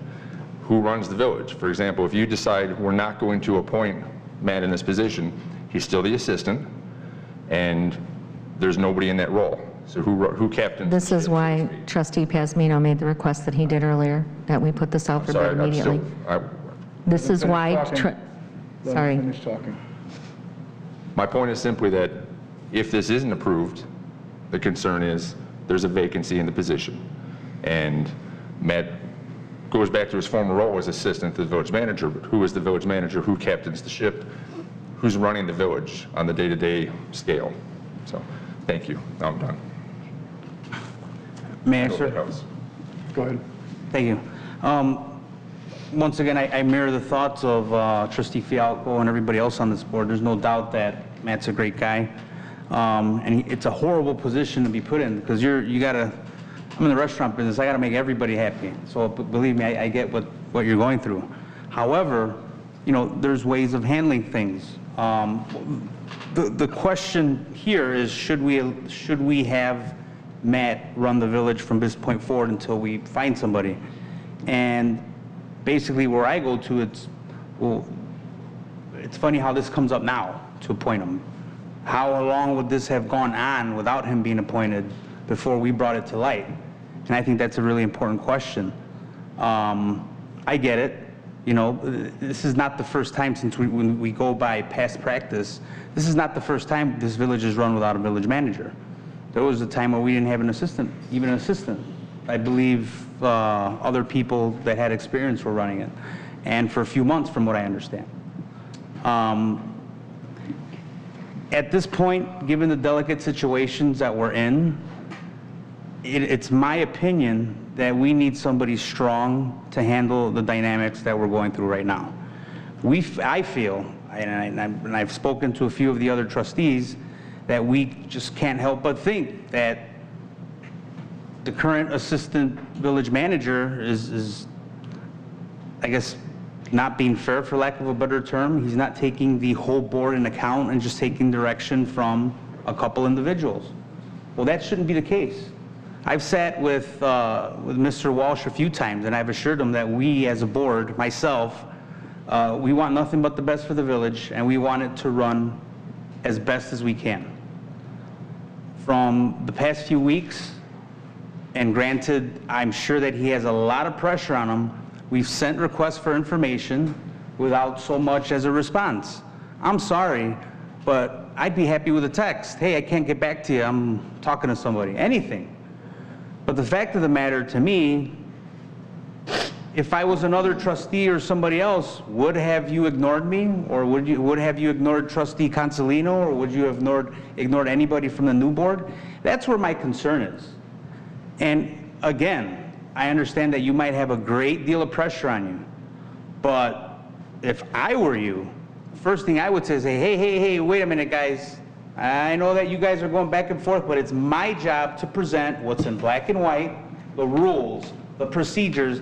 I really don't care what you guys think. You guys got to work that out before I even get involved at this point. That's the right way to do it. But to go ahead and ignore one side while taking the other because perhaps you feel you have more job security or whatever your reasonings may be, I just don't agree with that. And that's a stand-up thing to do. If you don't agree with, you don't take sides, you don't do anything of the sort, you do what's right. Because doing what's right is not easy. It was never easy. And that's my whole point. Yes, you're going to make people upset, but you got to show what's in black and white, you got to show the procedure, and you got to treat everybody the same. And I don't think that's what's going on here. That's all I have. So you're not in agreement with Jennifer? Jennifer saying that it's because procedure wasn't followed. You're saying you don't want him as a village manager. That's if I'm hearing you right. That's the reason that I would not choose him for village manager, yes. Okay. Can I say something? Yes. We have a code that states the village manager is appointed with the advice and consent of the village board. We have no code that directs us what to do in the event of an absence or an emergency. And just because our codes do not list the position of acting or interim village manager does not mean that the right of the advice and consent of the village board is waived and the acting or interim village manager is vested with the authorities, the same authorities, to hire and fire that we are questioning at this point in time. For me, it's procedure. I don't have a problem with Matt. I think Matt's a great guy. I've worked very closely with him. I worked with him Friday to come up with a resolution for the IGA for the road district. I called him, I said, Matt, what do you think about this idea? He was there, we talked about it. But it all goes back to the ordinances. We need to clarify our ordinances. Our ordinances, there is no ordinance for an assisted or interim or village manager. And just because there isn't an ordinance doesn't mean he has the right or he's vested in that same position. If the village manager has to come before this board to get approved with our advice and consent, why did the village manager or assistant village manager not have to follow that same procedure? And that is my only question on this. I think we've all agreed. Whether it was implied or not. I think we've all agreed and discussed that there are several ordinances in the village that need to be addressed. You know, we talked about even simple ones on this agenda relative to sheds and things like that. And there are things that need verbiage that needs to be strengthened or solidified, but this is, you say, okay, moving forward, we're going to fix that. You're saying right now you don't have a problem with him, you don't have a problem with him, you don't have a problem with him. Moving forward, then you fix it. But to pull the rug out from somebody who's clearly been acting as a village manager, I mean, he moved into her office the day she left. It's just so wrong on so many levels as far as, you know, it's just terrible thing to do to somebody. I'm worried about what would happen to our village if that happens, you know, and there's a lot of work going on, and I have to be honest, this is a really tough situation to be in, and it's disappointing to be in these situations, you know, and following the next item as well. I feel disappointed that we've kind of inherited a little bit of a mess here, but I am worried about where this would put us should it follow through. That's just all I want to say. But we were not the ones that right. No, I agree. We didn't. None of us. Right. None of the new board members created this dilemma or this issue. It is not, we're the ones stuck with a mess making decisions because we want to stick by ordinances, as it should be. You cannot just cherry pick, and that is the problem with this board, and that is the problem with this village, is this is why we were elected, to stop the cherry picking, to stop the backdoor deals. You just cherry-picked 2 ordinances tonight where you told people they could put a fireplace in a shed. So, I mean... Voted on it as a board. I voted on it as a board. I didn't cherry-pick. So you're saying don't cherry-pick what ordinances you want to follow, and you just did. We just created an ordinance as a board, did we not? You just gave a variance. You didn't create... Okay, we gave a variance, but did I sit here, did I create that? No, we voted on it as a whole. I understand you, I clearly understand. You're pointing out to me like I'm the one who chose to do that. I'm not here to argue. Wait, don't talk over each other. I'm not, if it came off at that, I'm saying no. I'm saying there are ordinances in this village that we all have said need to be addressed. Yes. But to do something like this to a human being is so wrong. He's been sitting in that office since the day she left. This staff loves him. Well, regardless, Ruben's issue is different. You're talking policy. It's just, in my opinion, it's just so wrong. We would have had no problem, Beth, with letting him be acting had it come before us appropriately. It did not come before us properly, and we did not know that it hadn't been properly done. We didn't figure that out until a few months later. You didn't step foot in here into the middle of May. What were we going to do to the middle of May? Wait for you? Exactly. So this decision was done in the cover of night on April 8th. It wasn't done on the cover of night. It was done because it was necessary for someone to be able to run this village. You have bills to pay. You have people that work here for you. You have all kinds of contracts out there. How many village managers have we gone through? Can I please finish before you start bouncing it in? Let me get what I have to say. I waited for your whole speech. So, and now the same thing here. You make it sound like it's something that's very easy to run. This is not easy. You have to deal with, right now he's doing the road district with the help of rent.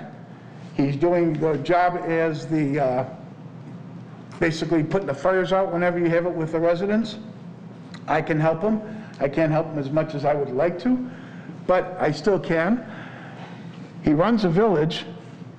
He's the boss over everybody that works in this place except for the elected officials.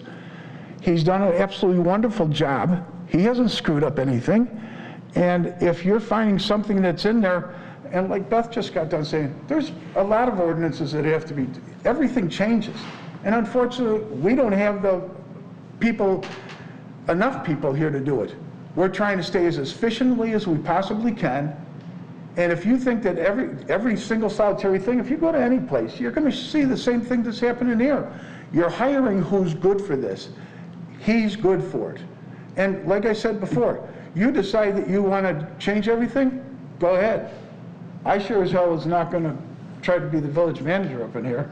And trying to find someone, you won't. We've been through 7 different village managers in the last 8 years. Who's going to want to come here?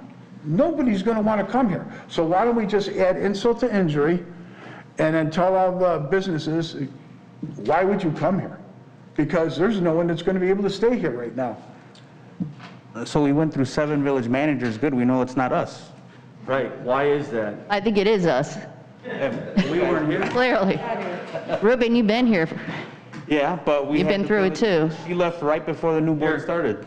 And do you really think that any village manager is going to look at this video and go, man, that looks like an awesome place to work? Can I say something? I think, okay, you know, with the finger pointing of what happened before we came here is not beneficial to us or our community. We have somebody who's working really hard, who does an amazing job, who wants to be here. You know, I understand there's a technicality issue here and an ordinance, and I understand we should be following the book. I'm a literalist of a lot of things. I get it. I understand. But there also comes a time as a trustee we have to use discernment and what's best for our community moving forward and what can help us progress. And I don't know about you guys, but I'm really looking forward to starting to do things and putting things on the agenda that we can start to be really excited for and proud of. And I think he's a good man. I think he's a good person. And I just would really like to see this. Yeah, maybe we admit, okay, ordinance we need to do better at, we need to make it more specific. But right now, I just don't think this would put us in a really good position. That's just my opinion. But if we continue now and we create a past practice, matter of fact, some of Eric's, one of his emails said something about past practice. If you allow this to happen and you break procedure and we allow this to move forward, there's no reason, I'm guessing that if Matt is not, if we say no, that we can work with the mayor and with Eric and make it happen procedurally the correct way. Mm-hmm. It's the part that when you do things and don't follow the procedure, it becomes past practice. Sure. And then the verbiage is used, this is past practice. We can do this whatever we want. That's kind of where we're at right now. This past practice policy of just doing it because, and they said it was okay, or somebody said it was okay. No, we don't want to create a past practice. We want to follow procedure. I don't see why Matt can't go back to being the assistant village manager, and when we open the position up, Matt can apply for it. We're not saying that Matt won't be there. We're saying let's do it the right way. Right, I don't think that's... I don't find any problem. I don't think that's on the table right now. Way. I don't think that's what we're voting on right now, though. That's going to be next. Okay. Well, if I could, just a couple things I just wanted to point out as well. Again, that what you're voting on, and to your point, yes, past practice, and we were talking about that. First of all, let me point out that, again, to repeat, when Carrie Freiling did this, she got the consent of the board. She contacted all the board members when this happened. Now, did she do that at a formal meeting? No. And if you want to find fault with that, that's fine. However, this is your ability to cure what you said is the problem with following past practice. What's on the table right now is simply, do you appoint him, or he's been appointed, do you approve his appointment as the acting village manager? Whether you agree that it was done improperly before, regardless, or whether it was. We're simply asking who is going to serve in this role of acting village manager so that tomorrow morning staff can come in and who is running the day-to-day operations. This is your opportunity to follow procedure, as you said, and break away from past practices and say, yes, we're approving this appointment. So, thank you. I'd like to ask Trustee Pesmino, were you asked when that took? Actually, I was just going to say, I was never told that Matt was going to be the acting village manager for whatever reason. Maybe she forgot, but I was never advised. I assumed he kind of just slid into the role. Okay, whatever, he's there. Okay, but and one thing that I do want to say to Trustee Fialco's point is, it's all of a sudden that Mr. Walsh is being asked to come into this position. Again, why don't we go back to the way it was? What changes? Why can't we just follow the procedure, do it the right way? I'm sure that Mr. Walsh would go ahead and proceed accordingly. Why push him into that role now? So first of all, I wanted to check on, I talked to Ms. Freiling a couple times, and actually earlier this week I confirmed with her that she stated she spoke with every single trustee, and I specifically said, including Trustee Pesmino, she said yes. So whether I'm just telling you, I'm telling you no. I wasn't on the phone. I would admit to it if that was the case, but that was not the case. But secondly, if you're If your decision tonight is to say, no, we're not appointing him as acting village manager, what difference does that make? Who is your village manager? Who's the acting village manager? Because you're stating that it isn't Matt, so who is running the village? Who was running it before this? Carrie Freiling. No. Between the time Carrie left and now, who was? When this previously happened. Matt, right? Okay, was he the acting village manager during that time? He was the interim. He was the interim, so what changes? Why can't he do it in his capacity that he's in now? So you're saying nothing changes based on what? Leave him where he is until we find a village manager. So your vote would be yes. That's the purpose no, of you this. get- The purpose of bringing Acting this. village manager, so you're right, he can apply for the job. We're not saying not to put it out, so he could apply for it, but in the meantime, so I forget the woman's name, we had hired a acting village manager, why we went out and hired people, because it takes months to hire village managers. They have to fly in from out of state, because you're not gonna, I mean, we literally had people from Taco Bell applying for this job. And so they fly in from out of state, there's a lot of logistics to it. So what was the woman's name that we hired from HRA? Anne Marie. So we hired her, and that was extremely expensive. So really, Ruben, we're doing the same thing. We're just procedurally cleaning this up and saying, okay, you guys don't know what to call him. We're saying we're going to call him the interim village manager. And while we go through the hiring process, he is the village manager. So when people call up and say, I need to schedule a meeting with the village manager, they know who they're having a meeting with. Again, he can apply for the job as well. So really nothing changes. So I would prefer the language to change. I would prefer the language to change. Instead of acting village manager, then he's interim village manager like he was before. Right.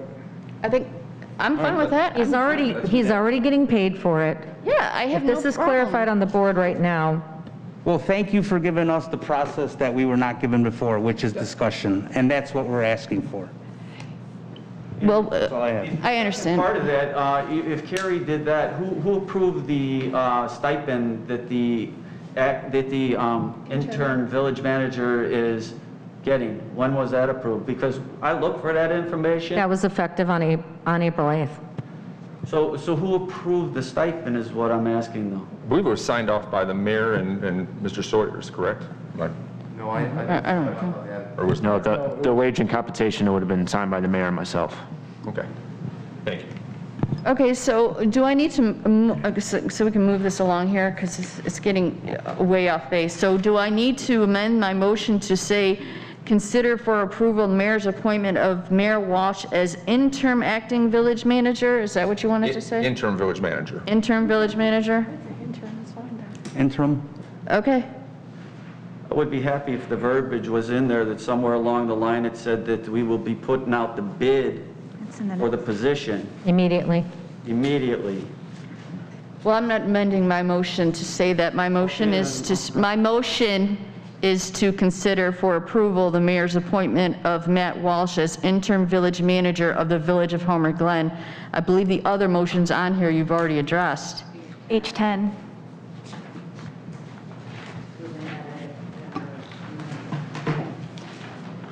So Nikki needs to second that? Correct. You were the original second, so if you would, All right, I'm sorry, can you repeat what is on right now? Consider for approval the mayor's appointment of Matt Walsh as intern village manager of the Village of Homer Glen. I second. I would like to amend the amendment. You can't. hold on a second. At this point, you got to have a vote on the amendment. Okay, so fair enough. Christine, could you call the vote? Trustee Reinders. Aye. Trustee Rogers. Aye. Trustee Pazmino. Aye. Trustee Laha. Aye. Trustee Fielko. Aye. And Trustee Consolino. Aye. Okay, and then with regard to, I know your concern is about the going out for bid or trying to hire a new village manager, and I do believe that was included under H10 for discussion. We've been doing a lot of things, and yes, you are absolutely correct. All right. So now that was for the amendment, so now we need to call the vote for the actual appointment, approval of the appointment. And are we ready for that? Yes. Trustee Rogers. Aye. Trustee Pazmino. Aye. Trustee Laha. Aye. Trustee Fielko. Aye. Trustee Consolino. Aye. Trustee Reinders. Aye. Motion carries. Thank you. All right. Do I even read this one?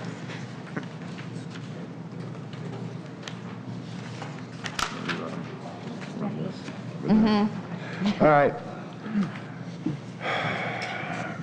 All right, so discussion and possible action regarding the legal opinion asked of the village council via email on August 3rd, 2021 in regard to interim village manager and the public works director positions at the July 28th, 2021 village board meeting.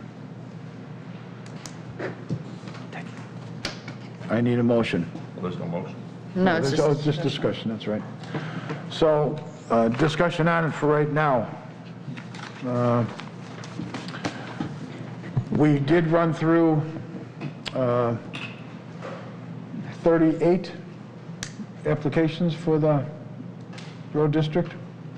No, there were 70 or 80 applications for that position. How many? 70 or 80. I forget the exact number. And between Matt and Stacy, they vetted everybody. They went over the applications, they went over the resumes. They picked, I think, 5 or 3 as a finalists. Excuse me. We interviewed 12 candidates in person after phone screening was done. So we didn't necessarily determine finalists.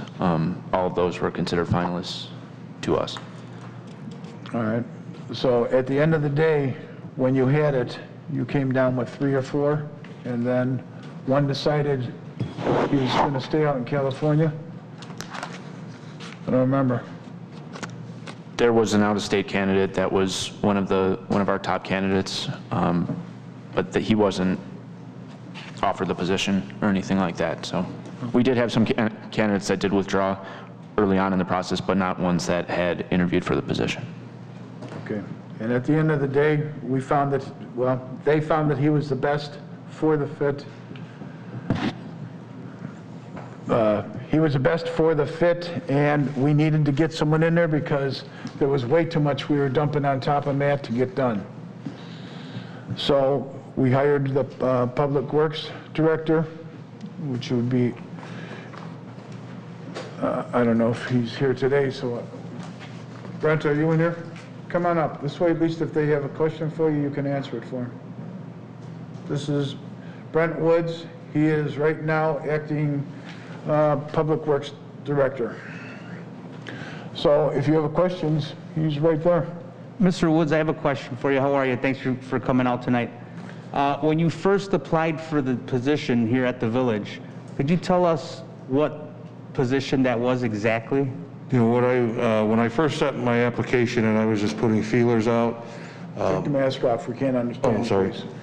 I was putting feelers out. I knew that you had your assistant manager moved up to interim manager.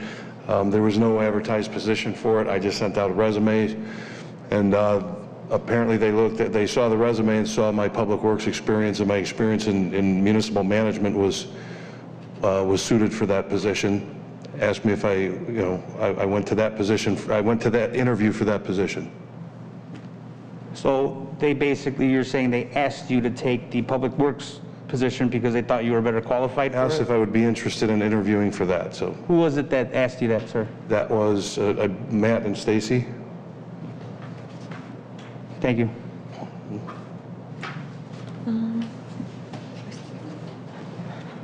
Can I ask, do you have an engineer's degree? I do not. Do you have a bachelor's degree? No. Can you tell me what makes you qualified to run a public works department? I started a public works department in my previous position as village administrator in the village of Willow Springs. There was no pardon me. There was no public works department there when I started. I had to build it from scratch. I built it up with, well, first finding a public works director for the village. Then we proceeded to create road programs. We proceeded to create maintenance programs for the village, and it was all done from the ground up, from scratch. There was nothing there. Mm-hmm. Mr. Woods, can I ask you a few questions? Are you aware of what the preferred and the minimum requirements were for the job that you applied for? I am not. Do you mind if I read them to you? Go ahead. Preferred requirements were a master's degree in related field, an Illinois license as a registered professional engineer, process improvement training and/or Lean Six Sigma certification. Do you have any of that? No. Minimum requirements. A minimum of 7 years of progressive managerial and leadership experience in methods and practices of public works, parks, street maintenance and repair, municipal operations, public utilities, and/or civil engineering. Bachelor's degree in civil engineering, public administration or equivalent work, experience in public administration and/or public works. Do you have that? I have 7 years' experience in working in various levels of public works administration, How many including years were you with your... including the 4 years at Willow Springs. I was also, previous to that, I was in charge of the Cook County Commissioner's staff on the Forest Preserve and on highways. I mean, because I have your resume, and it doesn't say that. I am aware that you worked for 2 of the Cook County Commissioners as an administrative assistant, but that's it. No, that was Deputy Chief of Staff. Brent, I'm sorry. Sorry, no. Brent, have you been involved in creating budgets? Yes. How about, what is your experience with working with levies? I'm sorry. Levies? With levies? I drafted a levy each year for the Village of Willow Springs. I drafted the budgets for each of the 4 years I was there. And your experience relative to managing people? The 4 years of managing upwards of 40 to 50 employees with the village. Mr. Woods, could I ask you a question, please, sir? Yes, sir. You worked for Willow Springs for how many, 4 years, yes? 4 years, for about 4.5. And what was your reason why you thought you needed to leave Willow Springs, since it's a community that's developing and growing, and you were doing a great job there and everything? What kind of prompted you to want to leave? I wanted to move to something where I might have more advancement, a bigger opportunity, and I believed that Homer Glen would be a place where there would be more opportunity. Okay. Thank you. Sir, I have another question for you. Sorry about that. During your time working civilly in different jurisdictions, couple examples. For example, when you left Willow Springs, your last position was village manager, correct? A village administrator. A village administrator. During your interview process with them, can you tell us who interviewed you and who handled the whole process for you there locally? The mayor was the first to interview me, and then there was an executive session where each of the board members interviewed me. Really? That was it. So every single trustee and the clerk were present while you were being interviewed for the village trustee, or I'm sorry, for the village administrator position? Yes. Okay. Now, going back to, aside from that position, when you were village administrator, and then before that, you were public works? No, Deputy Chief of Staff for Cook County Commissioner. Okay. So I would assume, who interviewed in those processes? Just the commissioner. Just the commissioner. So basically somebody from the board? Yes. Okay. Thank you. I worked directly on their staff. Thank you. So it wasn't just the village manager, one person, maybe 2 HR that interviewed you. It was a full board in both instances that interviewed you and asked you questions and checked your background, that type of thing. Well, it was the mayor who did it first. Correct. I had a lone interview with the mayor. Gotcha. In the beginning. Okay. Thank you, sir. I have a question, if someone can answer. How interchangeable are the 2 positions between the position that he had, put a feeler out, assistant village manager of public works?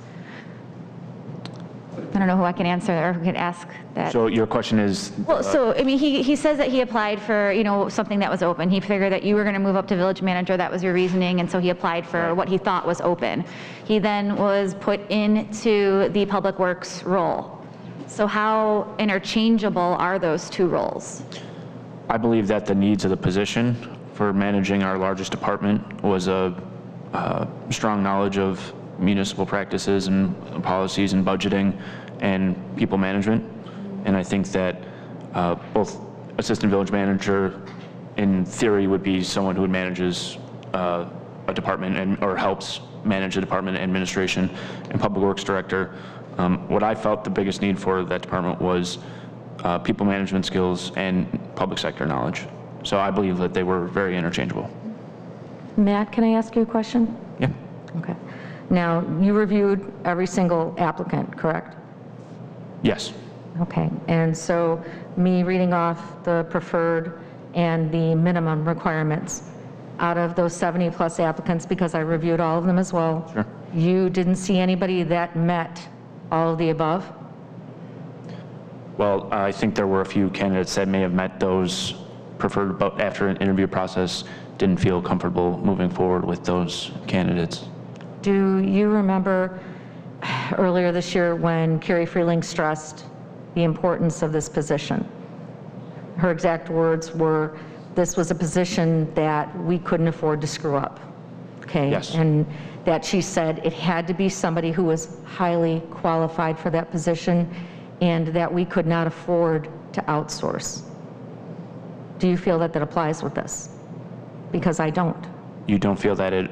I don't feel that what she requested, and everybody in this village seemed to listen to everything that Carrie requested, I don't feel like our due diligence was done here.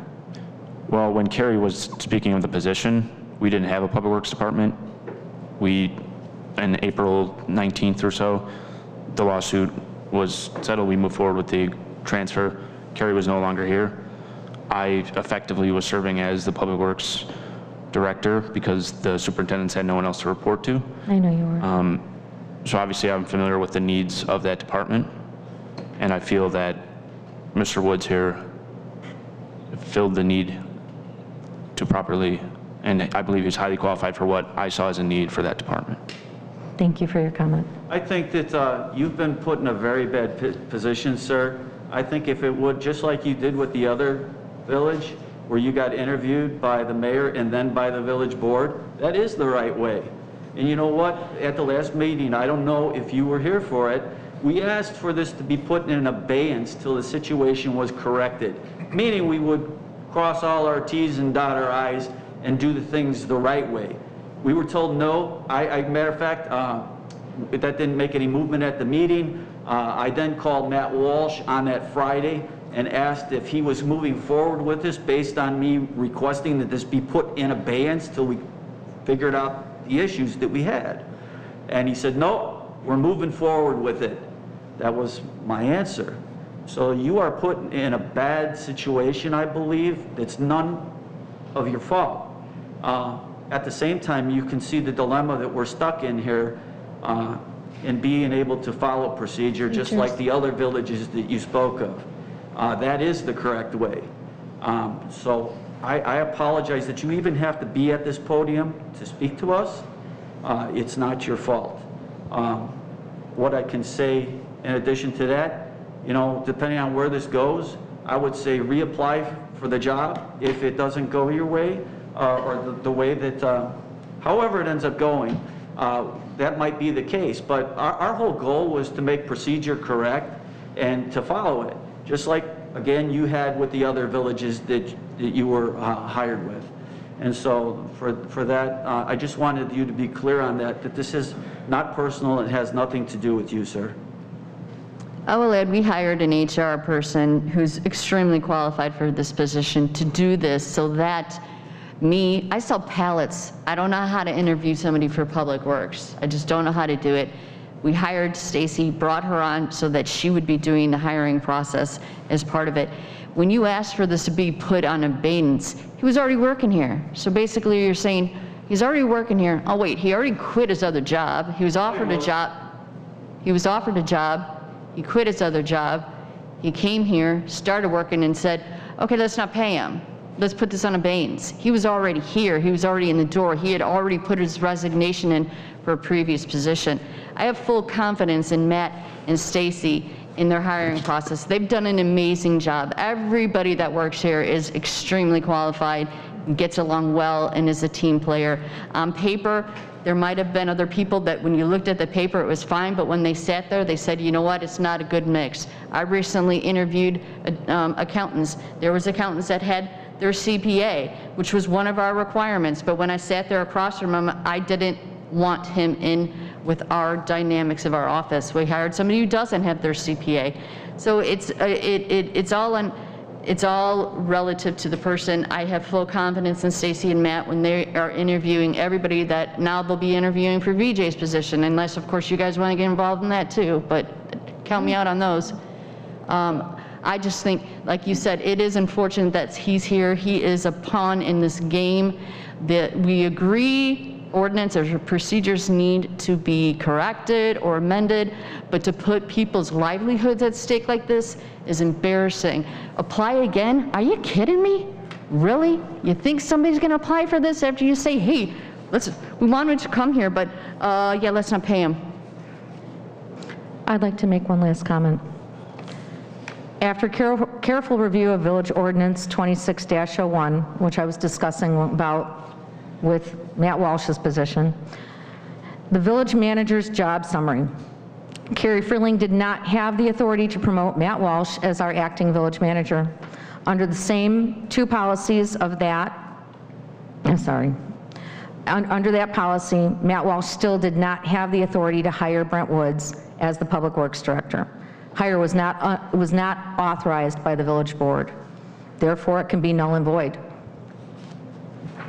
I would like for you to say, Trustee Rogers, that he was hired already, that I made that motion after he was hired, is incorrect. He was hired on April 2nd or August 2nd. Our meeting was on July 25th, and I made the call to Matt on Friday. He was already hired. No. He was already hired. No, he was not. Matt. He was hired on August 2nd. His first day of employment here was on August 2nd, but the offer had already been extended and signed prior to that. He had already given his 2 weeks' notice to his previous employer. I think we're missing We the still point. had time, though. Yeah. We still had time to take care of it and to correct the Oh, he can go back and get his job then after he already quits? I have the floor. After he already quits? I have the floor. Stop for 1 second. Just chill out. I am chill. This is chill. Well, that's a shame. Okay, The thing is, we had the opportunity to make it right. He did not work 1 hour yet as of that Friday. On August 2nd, he then put in his very first hour. That is the problem. This board addressed the issue at the last meeting. I made the phone call on the Friday before August 2nd, which was a Monday, and that's what I was told. So kind of a little bit of arrogance behind the whole process, it seemed like, and that's why we're here. We had the opportunity to put this in abeyance, and it wasn't before the gentleman was hired. It was before August 2nd. It was on July 25th, and the call was made on that Friday. So we had the opportunity to straighten this out, and we did not take that opportunity. Brett, what day were you offered the position? It was, I really can't remember the exact day. It was mid-July. And gave your 2 weeks' notice to your employer shortly thereafter? The day after. I think we're missing the point here. The bottom line is that, sir, and of course this is not any of your fault. You're caught in the crossfire here. You guys offered this to him knowing full well that we knew nothing about it. You guys are missing that point. I have here Joe Baber, Chief Inspector, VJ Gaddy, Director of Zoning, Anna Marie Gara, Interim Village Manager, and lastly, Carrie Freeling, past Village Manager, all went through board approval. They all met with the board, the trustees, and even the clerk. No. Why were we not given that courtesy? Yes, we were. The only time we ever interviewed anybody was for village manager position, and I recall that because it's extremely painful because you're here at night, these people are flying in, we have to get them a hotel room. I never, ever. It may be not you, but a trustee did. That's my whole point. And you were part of that. All of the village managers, village managers were in executive session. I had the floor. I was speaking, sir. All right, go ahead and finish. I know you guys are used to talking over me, but today's my day. Please. So, I just put it on the calendar. Yeah, mark the calendar. Mark a lot of calendars. So here's my point. We want the same courtesy that prior administrations had. We want it. I don't understand why this is such a vague and grandiose, theory. Come on, give us the courtesy we're due. We're not hiring a person that's, these are executive positions. This is brass that we're paying $100,000 a year for. It was marked for $120,000, and you don't think that this should have went in front of the board? Really, Matt, do you think that this should not have gone through the board and none of us should have been notified of any candidates, period? You think that was going to go over well? You think that was right? Really, that's what we've been doing for the No, past 5 I'm years. asking him, sir. Did I think it was going to go over well? I think that my priority... Right. Yes. My priority was to fill the vacancy of the biggest department we had. I know several trustees had stated, support in myself, and You have said several support trustees to help. supported you, sir? I said, not specifically about that, obviously, that there's Who not... supported it? Not supporting the hire, I'm just saying support of me and a desire to have assistance. There's no position that was needed more than a public works director. I understand that, thank you. But here's my question though. When you made this decision, I'm sure that you just didn't wake up one morning and say, hey, guess what? I'm gonna hire a public works guy. I'm sure you asked somebody what they thought about it. Who did you ask? Stacy and I discussed the interviews and we made the decision. You never asked the mayor, you never asked our council, you never asked anybody of the legalities of this and what they thought of it. Think really hard. About the legality of it? No, I checked with the mayor about discussions he was having regarding the position with another individual to make sure that we weren't going to move forward with 2 different candidates at the same time. And once I found out that the mayor wasn't moving forward with that discussion, I moved forward with the hiring of Brent Woods. Well, thank you for being honest, but I find it very hard to believe that you think that was the right thing to do and you slept good at night with that decision. I do too. But thank you for being honest, because obviously that's your honest opinion. Okay, I do have something to say. Nobody seems to be talking about the response that we got from Attorney Eric Hansen on this matter. We approached him with procedures, that the procedures were not followed. This has nothing to do with you, Mr. Woods, about your character, about whether you were qualified. It has everything to do with the fact that the village board was left out of this hiring procedure. Even though our village code says that, and I could read it to you, the village manager shall make a recommendation to the corporate authorities with respect to the hiring of any department director or manager whose appointment is subject to the advice and consent of the village board. Now, Attorney Eric Hansen has spinned it in his own way to say, well, there's a question there on whose appointment. Well, whose appointment is subject? No, that's not the way it goes. I would like to read something to you. I would like to respond to Attorney Hansen's legal opinion in regard to the hiring and authority of Matt Walsh as the interim village manager, as well as the interim village manager's authority with regard to the hiring of Brent Woods as the public works director. In your opinion, you stated that a municipal position, as distinguished from a municipal office, can be created by ordinance or expressed or implied contract. Implied contract meaning hinted at, not directly expressed, suggested without being directly or explicitly stated. I do not believe our residents will appreciate their elected officials condoning the practice of implied contracts. Since 2001, this village has operated strictly on codes and ordinances. We have a code that states the village manager is appointed with the advice and consent of the village board, but yet we have no specific code or ordinance, no creation of office, no appointment or duties for interim village manager in the event of a vacancy or emergency. And my point is coming. I have read the codes and one does not exist, as just because our code does not list this position does not mean that the right of advice and consent is waived and somehow the interim village manager is vested with the authority to hire and fire without board approval. I ask the residents of this community, is this transparency? No, this is past practices. Would you, the residents of this village, prefer someone be hired under a hinted or suggested contract? Or would you prefer a formal appointment recommended with the advice and consent of the Village Board of Trustees that you elected? Attorney Hansen states that the previous village manager, Carrie Frieding, was well within her job description in hiring and promoting then Assistant Village Manager Matt Walsh to interim village manager upon her resignation.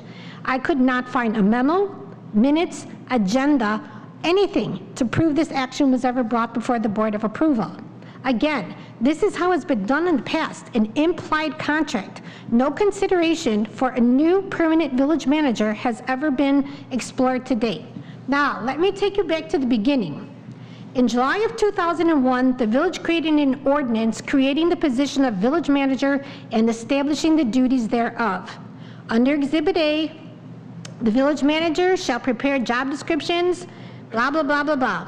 In March of 2007, per former trustee Dale Vogelsanger, under the advice of then attorney Ken Carlson and the board, chose to amend Ordinance 26-01 for clarification and restatement. I contacted the former trustee for his interpretation and clarification. He stated the trustees and Mayor Russ Petrizzo did not feel comfortable with the village manager having that much hiring authority. Ordinance 01-26 was amended to Ordinance 45-8 to read, the village manager shall make a recommendation to the corporate authorities with respect to the hiring of any department director or manager whose appointment is subject to the advice and consent of the village board. Whose appointment is subject to seems to be the elephant in the room here. Well, in speaking with former trustee Vogelsanger, he clearly stated to me that the interpretation of this amendment was crystal clear. Any department directors or manager hires are subject to the advice and consent of the village board. This code was amended on purpose as a limitation of the village manager's authority when hiring individuals whose appointment is subject to the advice and consent of the village board. One of the founding fathers of this village, former trustee Vogelsanger, also stated that if there is no code or no ordinance created for a position or office with the duties put forth, their position does not exist. There is no such thing as an implied contract in our codes. For this reason, I am questioning the validity of an interim village manager hiring of a public works director without the village board approval, without a village code, without an ordinance for the creation of the position or the appointment and the duties. Attorney Hansen did state that there was no code for the public works director, so therefore the position and appointment was not subject to the advice and consent of the village board. I asked Attorney Hansen, is there a specific list in that code that lists those positions that are subject to the advice and consent of the village board? There are none listed, not in that code. You're wrong. Well, you go to the code. I've got the code right here. The code does not state. The code does not state. I'll let you finish because you have the floor. Yeah, every major department head in this village has been created by a code or ordinance subject to the advice and consent of the village board. Why hasn't or why wasn't a code created for the position of public works director, which carried all the responsibilities? He's going to carry a responsibility of $3 to $5 million, a $3 to $5 million budget. This board is responsible for that money. Are we just supposed to hand over $3 to $5 million for him to play with? And is he even actually qualified to handle that kind of money? The core foundation and daily function of this municipality is based on our codes and ordinances. How can anyone justify this hire without the advice and consent of the village board?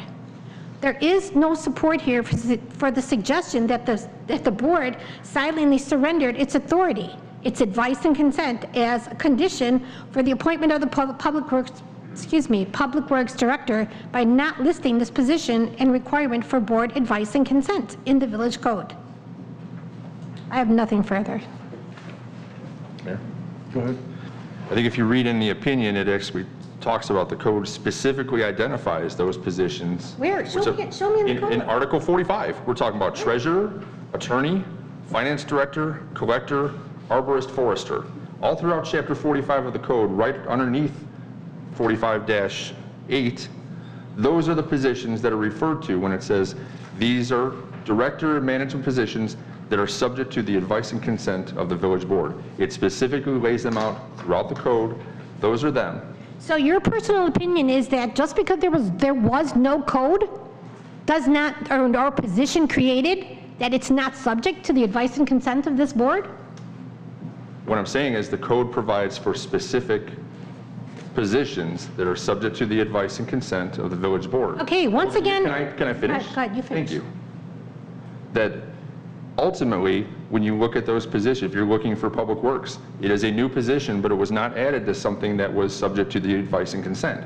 Now, obviously, there's a discussion later on the agenda that you want to amend 45.8. I would suggest that this board, if there are specific positions that you want the advice and consent of the village board, you identify those in the code. As of right now, Public Works is not identified as one of those positions. Because Public Works doesn't have a code or an ordinance. There was nothing created for that position. It does exist. Are you saying that a Public Works employee does not exist because he's not in the code? Are you saying that the assistant, the assistant planner does not exist because she's not in the code? There's codes. There's codes. There's the village ordinance. The village ordinance, sorry. There are codes for every position within this village except the Department Director, Public Works. In this ordinance, and can I speak? Yes, you can. Okay. The village, in this ordinance was amended. Trustee Vogelsanger specifically and adamantly interpreted this amendment that was done by him with the advice of Mayor Petrizzo. And that was to limit the power of the village manager when it came to hiring. And that is why the Exhibit A was put in there, because he said specifically any department director or any manager should not be hired without the consent of the advice of the village board. And if you roll it back a half a sentence, it says any director. Being that the ordinance wasn't created and you didn't wait for that, doesn't make it right. It says any director. That's a Public Works director. So when you read 45.8A, it says any director. So you can kind of put a spin on it any which way you want. It's still the Public Works director. 45.8A says any director. Whose appointment is subject to the advice and consent. That qualifies the director. And so can I say something? Ultimately, what we're talking about, and that's fine. You asked for my legal opinion. You don't have to agree with it. That's fine. I can tell you I'm not offended at all. I really am not, because I was told that we were wrong on the whole thing with the highway district too, and we saw how the judge ruled on that. So I'm fine. I'm confident in my legal opinion, and that's fine. And you also have to figure at this time, when you're going back 10 years or 8 years, whatever it was, we didn't have the public work. So no one even thought about it because the township had the public work. If everyone can just please speak into your microphone, please, for the recording. I'm so sorry. My point on this is when Dale did that in 2007, and now we're 2001, so we never had a public works department at the time. That was a township. So there's a lot of things that, with just getting this, the township, the road district for us, it's all new to us too. It is new to us, George, and I think that we did not follow the proper procedure. We did not create a position for a director. Okay, exactly, we did not. Right. But this is all that just came through real quick. You're in the middle of the pandemic. Mr. DeVivo passes away. You lost your guidance as fast as he was gone. So this is something that we're trying to make it better for the village, and that's why we went for the road district. I understand that, and I have nothing but the best interest in this village. That is my most important. I have nothing but the best interest for this village. And I know that. And the reason that I'm questioning this is because of Trustee Vogelsanger. He specifically stated to me, This is why they changed it, because they did not want to have the village manager to have this much power. They wanted to limit the hiring and firing power. They wanted it to come before a board because of the fact that the board was going to, the village manager was going to change from time to time. And this is what, and this is, I'm going verbatim by what I was told. The village manager was going to change from time to time. So therefore, we feel, he said, we felt that if we limit the powers, then it would still be, at least there would be a corporate authority that would make the decisions on these types of hirings, on big position hirings, directors, managers, that type of thing like that. So, and I think, you know, I have, like I said, I have no problem with Mr. Woods. I don't even know the guy. I said, but it's just all about procedure for me. Well, it's work in progress, and that's what we need to do. There are a lot of changes that have to be done. Trustee Lahal wants to speak. Sorry.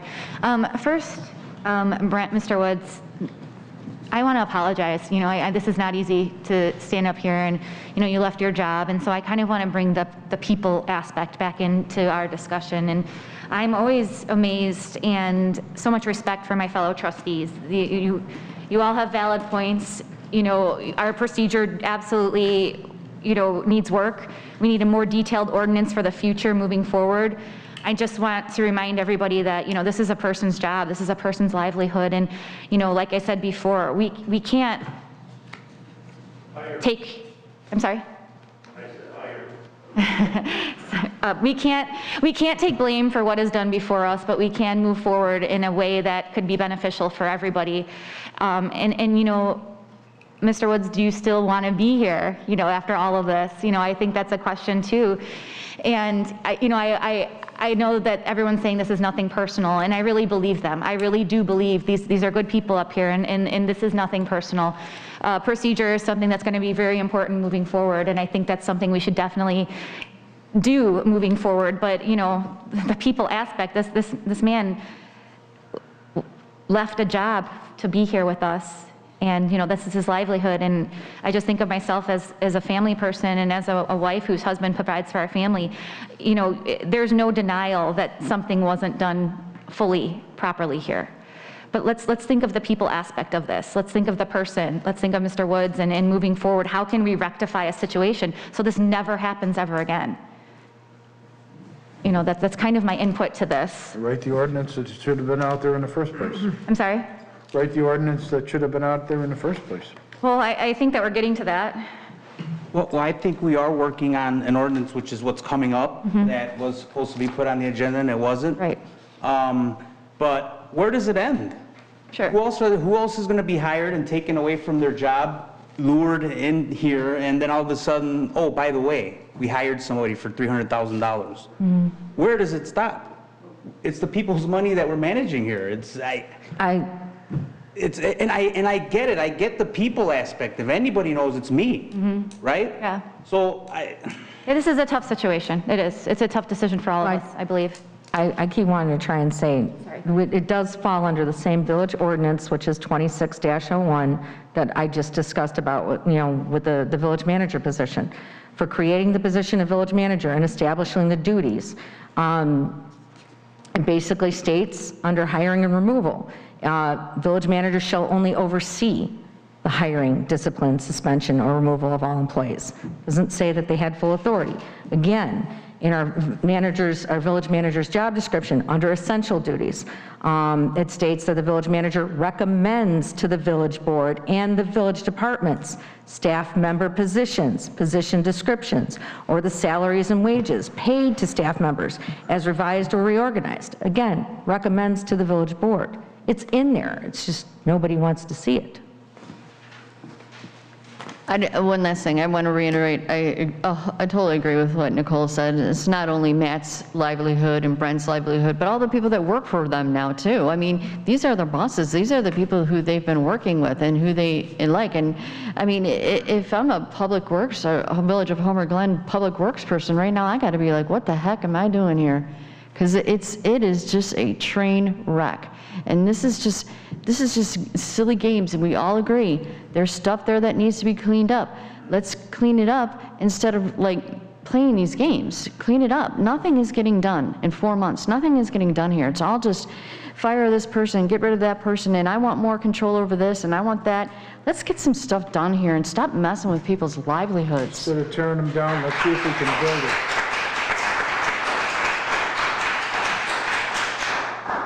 I agree with Trustee Rogers. Let's stop tearing everything down. Let's start building it back up. Building it where it's supposed to.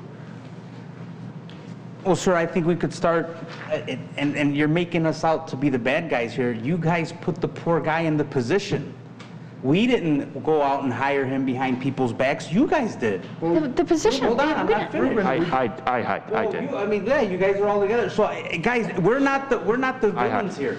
We did not put him in this position, so that every time something like this happens, and then you guys are going to throw the whole, it's us and them, and you're tearing the village apart. No, we're not, and you know we're not tearing this Then village do the right thing, Ruben. Do the right thing. Okay, so what is the right thing, Beth? Why don't you do the right thing in the beginning so we don't have to do what we're doing now? I don't get involved in hiring, Ruben. Never have, unless it's the village manager. Well, I'm commenting to you because you're commenting to me. Look, we're righting a wrong. And I did not. Don't talk over each other. No one can understand anything. Guys, this was wrong from the beginning. At least admit that this was wrong. And I understand, once again, yes, we want to hit the ground running, which was the plan all along from the beginning. Sir, we've met a few times, and we said, how can we work together to get moving forward? And every time that we leave the table with okay, like a kumbaya, rah, rah, rah, next week we get something, boom, you got slapped in the face. We just hired somebody behind your back. You like it? You don't like it? That's your problem.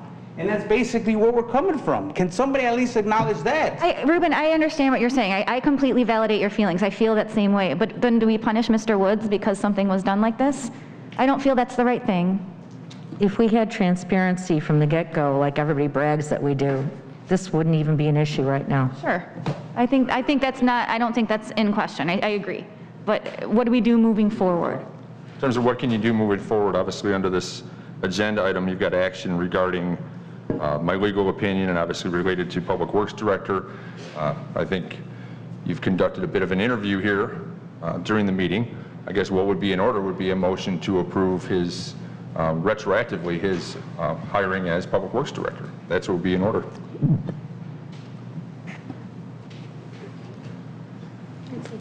So what's the discussion, or do you want me to call a roll? There is no motion on this. Oh, no, we can't, because this is just... Well, no, we you can't. have action on it. Yeah, we do have action on it. So, Can we table this? Can we table this? Yes. Certainly. Or you don't have to necessarily take action. I'm just saying, going forward, you said, what's the next action we should be taking? I'm suggesting I'd like to table. I don't think there's anything to table. Yeah, there's not, I mean, obviously, that was just, I was suggesting it because you were asking. So at this point, then, you don't have to take any action. You can move on to number 9, then.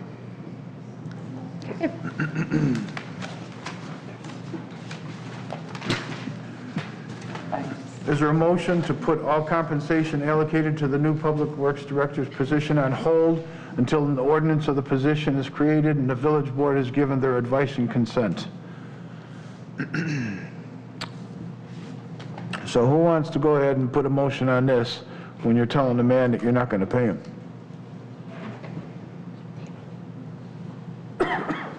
I guess this would have been addressed with the action that I had just mentioned. Also, I think you're going to have some issues if you decide not to pay him under the Illinois law, the Department of Labor.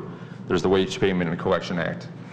So I think it's pretty severe, I don't want to say penalties, but obviously the man's doing the job. Could we 1099 him until he becomes official? Give the guy a job. Say, hey.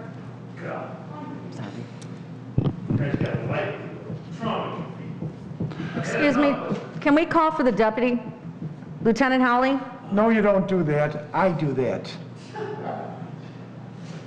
Oh, I'm so sorry. Oh, my God. You are just a trip. So, goes back to what I said. There's no motion? Move on. So we move on. It's been long enough. All right. So what do we do? What do we tell Mr. Woods here? Nothing. Move on. Yeah, there's nothing to tell him at this point. Wait, are we H9? We're not. Nobody made a No motion? motion. Died. Okay. It died. There's due no to motion. So item 10, at this point, he's still the Public Works Director. Okay. Go to work tomorrow morning. Thank you. All right. Number 10. Well, we did that, didn't we? Is there a motion to commence a search for a permanent village manager? Who's going to make the motion? I will make that motion. I will second that motion. Fialko and Consolino. Any other discussion? Madam Clerk, please call the roll. Trustee Rogers. No. Trustee Pazmino. Yes. Trustee Laha. No. Trustee Fialko. Yes. Trustee Consolino. Yes. Trustee Reinders. Yes. Okay, motion carries.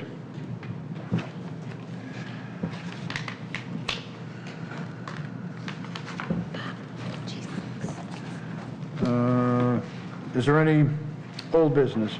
No, we had that other. We have the one. Bond payment for Shorewood. G6 to 11, H11. Let me get there.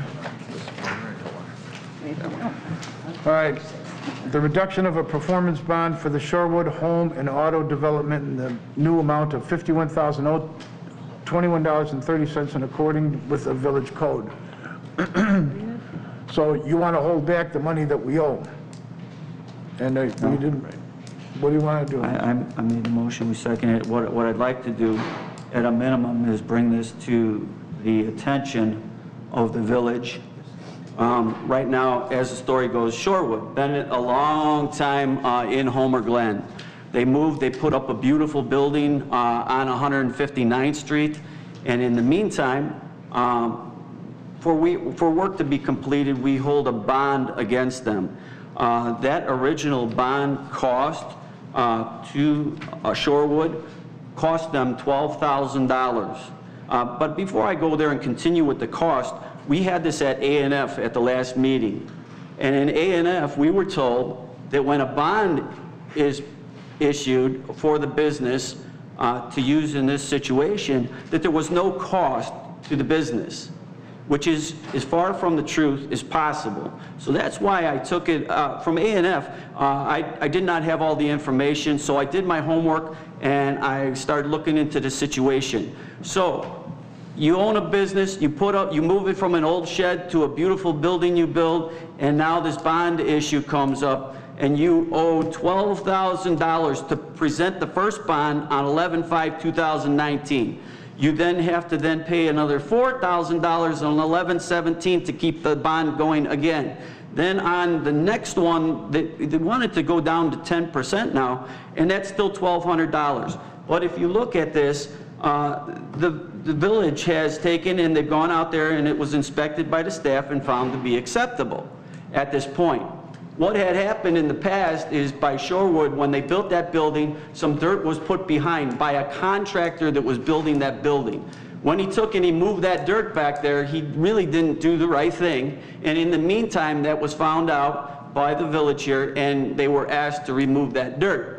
Since then, that dirt has been removed. There is one other thing. There has grass seed that needs to be put down. Now, to me, we've already taken and almost $17,100 that this business will have spent just in bonds that they could have invested in their business, in their employees, in equipment for the building. And so what I'm asking at this point is I would like to actually amend, and I'm looking for your guidance there, I would like to amend this bond issue down to zero, and I know they're going to say, you know, because the other part of the story is a temporary occupancy permit. Mm-hmm. Sorry, was there a motion made to discussion? I made the motion. But who seconded it? I'll second it. I just didn't know. Yeah, I don't think it had, but just, I figured. That's what. I didn't stop you, someone else spoke, so I just wanted you to know that.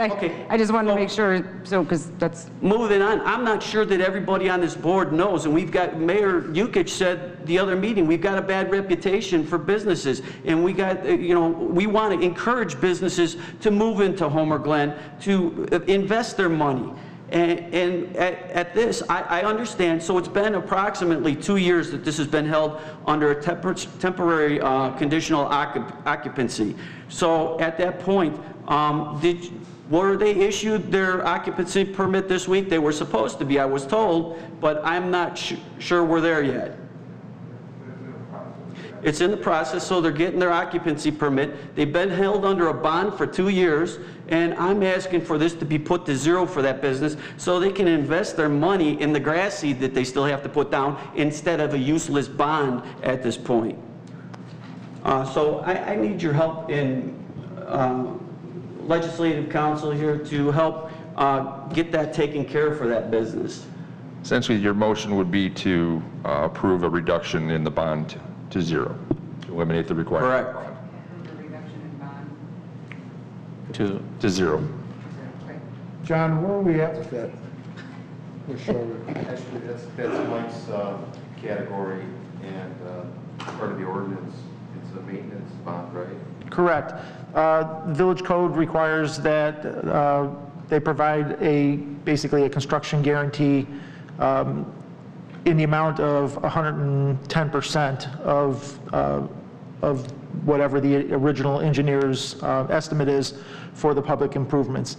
The reason for that is if for some reason the developer does not finish the project, does not correctly finish the project, leaves, there are funds that the village can use to go ahead and correct those public improvements to make sure that they're not negatively impacting any adjacent properties, the village as a whole. So that bond or letter of credit, typically it's a letter of credit, but they can request a bond, and in this case they requested the bond and that was approved. That stays in place until the construction has been completed. Once the construction has been completed and all of the work has been inspected, then what happens is then it gets reduced to 10% and goes to a warranty period for 2 years per the language in the code, and that is standard code. We got this language from the county. So that goes into a warranty period for 2 years to guarantee the material and workmanship of whatever the public improvements are. That way, if down the road, if there is some kind of issues with whether it's stormwater, roads, curbs, things of that nature, again, there's funding that's available to repair those. Once we get to that 18 months, the process is we do an inspection and make sure that there are no failures. If there are, those are repaired, and if not, then at the 2-year period, that gets reduced down to zero. So exactly where we're at is at the 2-year period if it wasn't a temporary issue. Now, when we discussed it, you said it was, this warranty provision can't be found directly in the code, but supposedly it's under 38-3A4, and I looked it up and I had this conversation with Mike, and it's basically for subdivisions. And when the builder comes in and he has the 2 inches of asphalt to still put down, that's to hold a builder to finishing a subdivision. And I guess it's happened here before where that wasn't covered, and then the village had to pay for the 2 inches in whatever subdivision it was. This is not the case. This is a business. It's already been walked down. The area was inspected by the village staff, found to be acceptable. Construction's been over for 2 years already. You found no issues to be wrong, and I understand you gave them the temporary conditional occupancy. It almost seemed like it was to hold them to somebody else's problem that they created through a contractor putting that dirt on something that wasn't his property. But I think his time has been served with the 2 years under the TCO, and now it's time to move on and to help that business in Homer Glen, not to penalize a business in Homer Glen. If it hadn't been to this point already and we had not had the inspection by the staff to be found acceptable, I could see that would be an issue. But being that we're at the point that we are at 2 years already, and they're now getting the occupancy permit, I would like to continue with what I discussed, Eric. Well, any other discussion on it? Then, Madam Clerk, call the roll. Do we have to amend any, that down to 0, or? You did that. Oh, you That was already your took care of it? Okay. You didn't need a second for that? Oh, sure. You got the- For the Fialko and Trustee Fialko and Trustee Consolino, and the motion is to approve a reduction in bond to 0. Correct. For clarification. And Should have talked into my mic, I'm sorry. I just want to ask one more thing, Dan. It says that the A&F committee voted to recommend this the way that you amended it, correct? No. No. We recommended to keep it at the holdback. I'll say that I've been I was a commercial real estate developer for 15 years, and this is very standard in the industry. You can't, and the reason being, typically what they would pull on bonds for is if a contractor went out of business. So we had a lift station that was a faulty lift station, and you can't, that contractor's gone, especially in today's time, they're gone. It's a way of protecting the village. How many times have we had to pull on bonds in the past 20 years? I believe we've pulled 3. Right.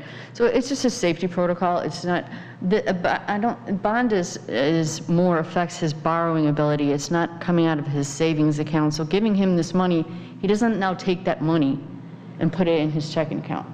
It's an insurance policy, for lack of a better word.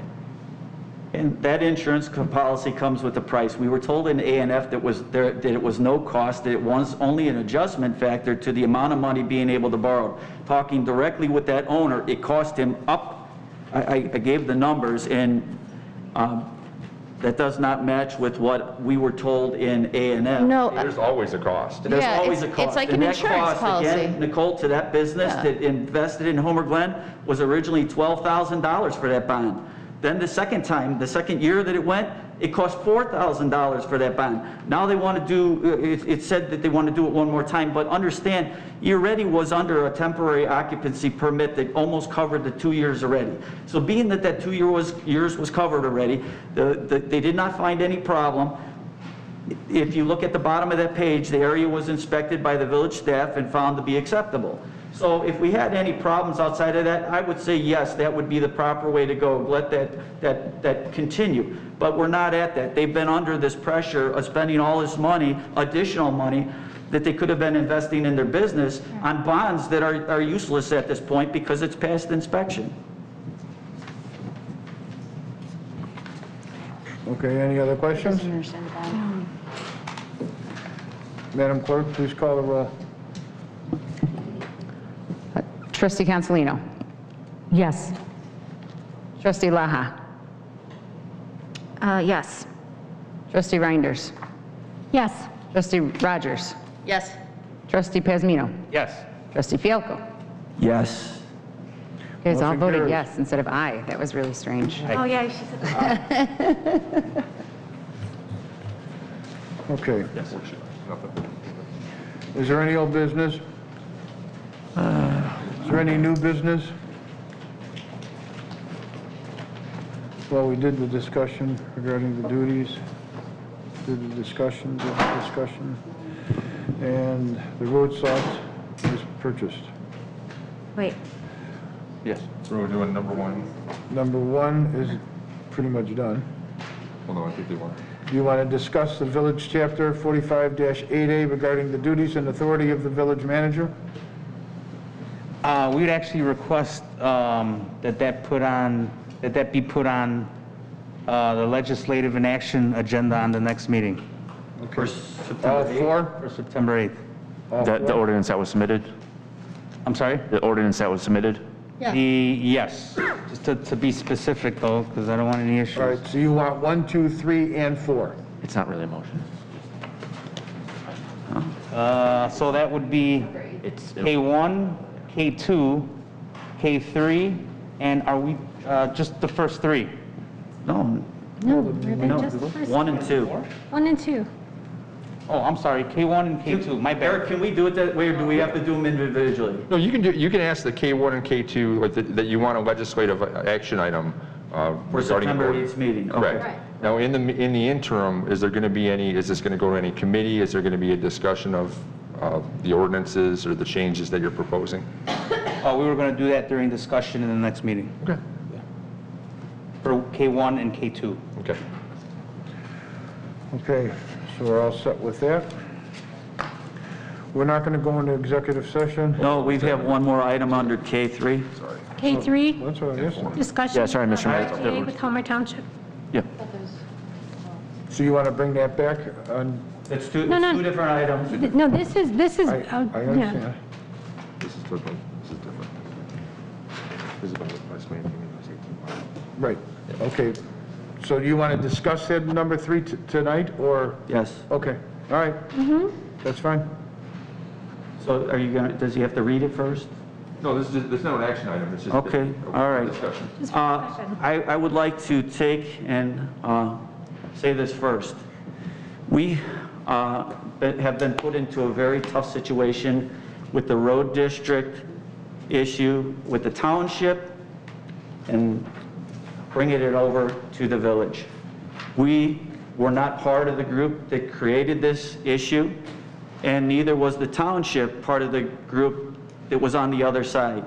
We now need to come together, and we need to make this work. And it doesn't mean that we have to get everything our way, and it doesn't mean that the township needs to get everything their way. But this discussion needs to be had, and what we're asking you, Eric, is to take and start developing a IGA that includes the village's verbiage, somewhat of what we had before, and to take the IGA that the township just passed on the 9th of August and blend them together so we work together as a community, and and the taxpayers are not burdened by this situation that's been created from two different bodies. We are stuck in the middle to try and figure this out. We're relying upon you to be fair. And in that meeting, when you develop the IGA between the township, or between the village and the township, to include their IGA, and here's what I would like to see happen. I would like you to develop that IGA. I would like you to also take into consideration what they want. If let's say we develop this IGA, and now all of a sudden the next mayor doesn't want to continue with this IGA. I want them to be, I would say we would all want them to get their equipment they need to operate with.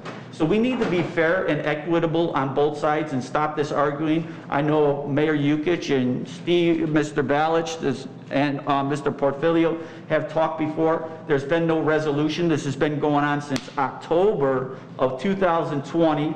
You guys made the move, or the old village board made the move on December 9th, and nothing has happened since then. And this has created division in the community about what should be done. I believe that we should all look at this when Eric is done putting it together. I would actually like, and you can tell me if we can't do this, I would like to have myself, the mayor, Mr. Balich, and Mr. Portfolio sit down and hammer this out together if we can. Sure. If you think that that can't be done, I'd like to hear why now. I'll let you finish. So the idea would be to put that together for the benefit of the village on both sides. And then we can put this to rest finally.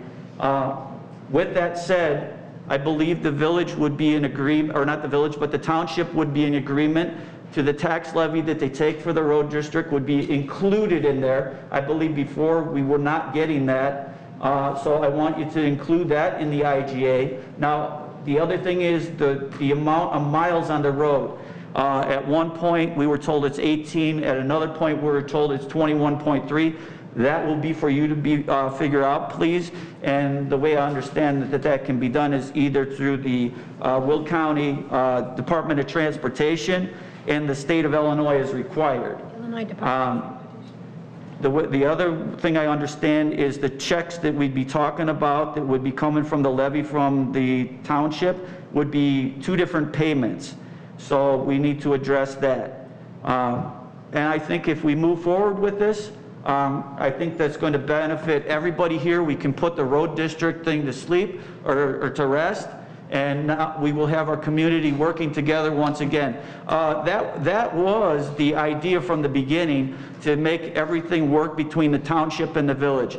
And I will be so happy when this is finally over with and you take care of that.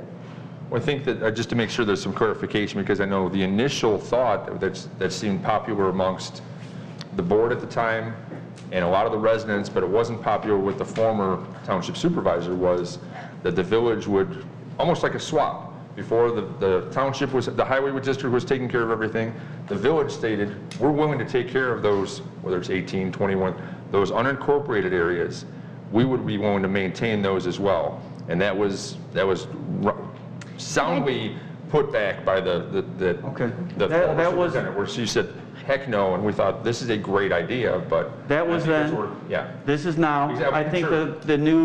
the people, Mr. Portfolio, who's in charge of the road district, has an idea to work out with us, and so does Mr. Balich. Is Brent Portfolio here? Yeah. Could you please step up to the podium for any questions that anyone may have? Or couldn't Brent give a little bit, could you mind if Brent talks a little bit? I just want to give you a quick Can I just ask a question to Dan really quick? Dan, my question is to you, just clarification. So are you saying, I might have missed the first part you said, so you're saying we take those 18 miles? Yes. Okay, you're saying we take those 18 miles, they levy to us? Easy enough. That's all I was. I just wanted to make sure I was following with what you were saying. The other thing I we will have... let Brent clarify that, though. Okay, all right. I just didn't know what you were saying. The idea is for harmony and to get along and make us a village again where I have everything operating correctly. Okay. Okay, what a long meeting, huh?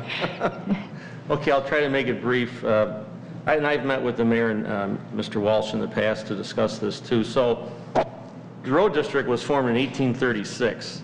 Back 200 years ago, the way that they did taxing for the road district was everybody in the whole township was stuck getting taxed because there weren't a lot of municipal governments back then.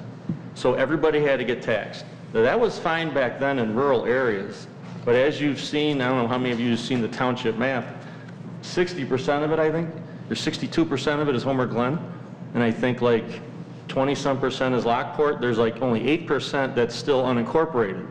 So what Mr. DeVivo was trying to do was, you know, kind of go against that. When I talked to him, I briefly talked to him in April before he passed, but he was trying to kind of reverse that. So the first thing that I did when I came in office was I developed an amended IGA because according to the Illinois Highway Code, you can only transfer surplus real estate and real property. So I'm like, okay, well, Mr. DeVivo gave away a lot of stuff, but he didn't leave much back. So I'm like, I just want to correct that, and I wanted to keep the surplus back at the road district. So there was an amended IGA that you guys got, I think, last week or 2 weeks ago. That was item H6, I think it was, or something. From your meeting on the 9th? No. Yeah, correct. It was H6. Yeah. H6, yeah. Right. So the amended IGA that we had previously, I got approved by the township board and Mr. Balich, supervisor, and it basically was just giving the surplus back to the road district. But that was it. That was it. And I'm like, okay, but now I want to make sure all the municipalities are good with it. So my next step was to approach Homer Glen with it. And from talking to some of the trustees, they're like, hey, Brent, why don't we think outside the box, and why don't we have Homer Glen maintain the unincorporated roads? So what that did was that created another IGA, which is the one I think is K3 is talking about, is another version of it. And the best thing about this is, if you look back at the tax levies from the road district, there was a jump of $1.5 million from 2020 to 2021. It went from 3 to 4.5 million. That's ridiculous.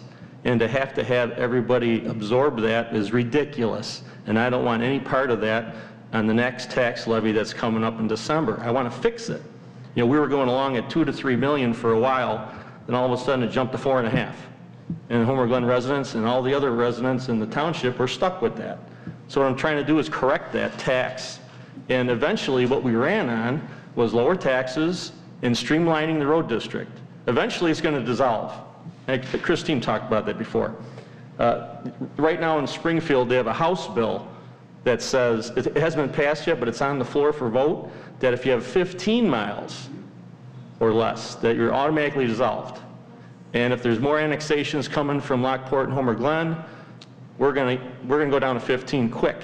So I think that's coming as the village is growing and the city of Lockport's growing, and development is doing pretty well out here. So I'm trying to get ahead of the curve here, and I'm trying to make the taxpayers not have to suffer anymore. So there's a second amendment to the IGA that I want you guys to help me out with and work with me on to help everybody. Now, of course, as far as protection, I have to think about the fact that if there's new mayors or new trustees that don't like the idea, maybe in 4, 6, or 8 years or whatever, they say, wait a minute, we don't want to take care of the road district anymore. I would have absolutely nothing. I may be the last highway commissioner, it may be dissolved, but the road district would have nothing left. So as part of this IGA, I'm just saying, as protection, just give me a skeleton group of equipment and facilities, so if something goes wrong, For a contingency plan. back. You know, Contingency plan. yes, escape clause or whatever you want, exit clause or whatever you want to call it. Well, that would be basically your IGA that the township just approved through you. That would be the second part of the IGA between the village and the township. That is your safety net, should that happen, correct? I just want a safety net if something goes wrong, that's all. Yeah, that would be in the event of. So I don't know the impacts of this. Now, obviously, at the end of December, there's a tax levy for the road district that has to be sent out. I don't know if there's time to completely eliminate that or it's going to be a bare bones, but I got to know what I got to do with that. So this IGA has to be kind of developed and approved quickly. Well, we also have to take into consideration the residents of Homer Glen, that they're not going to be doing this work for nothing. Yeah. Yeah, that being said, I would ask that the meeting be a workshop as opposed to just a meeting with one trustee and them. I think that it should be a workshop because there is a lot of confusion here. So have it be a workshop with Steve and Brent and the other Brent and all of the trustees and work on it instead of just one trustee trying to hammer it out. Can we do that in the workshop environment without being in violation of? Yeah, you'd just call it, you'd still be.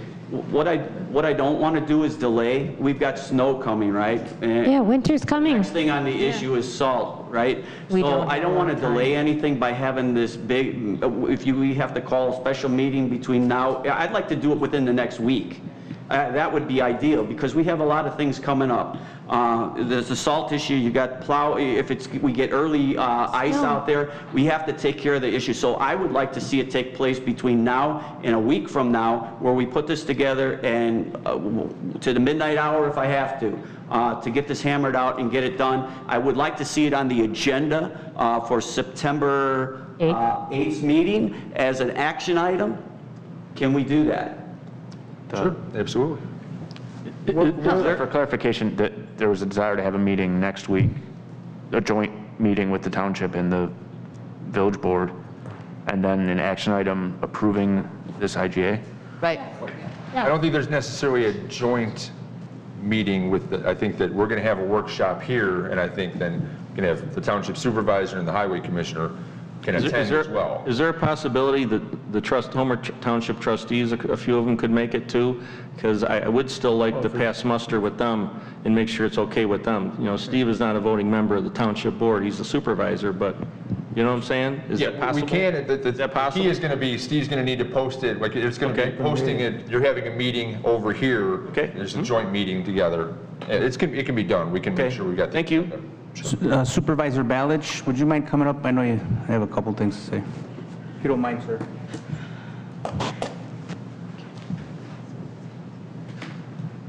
Brent explained it pretty good, but I just want to make it clear as a supervisor, I haven't ruled out anything.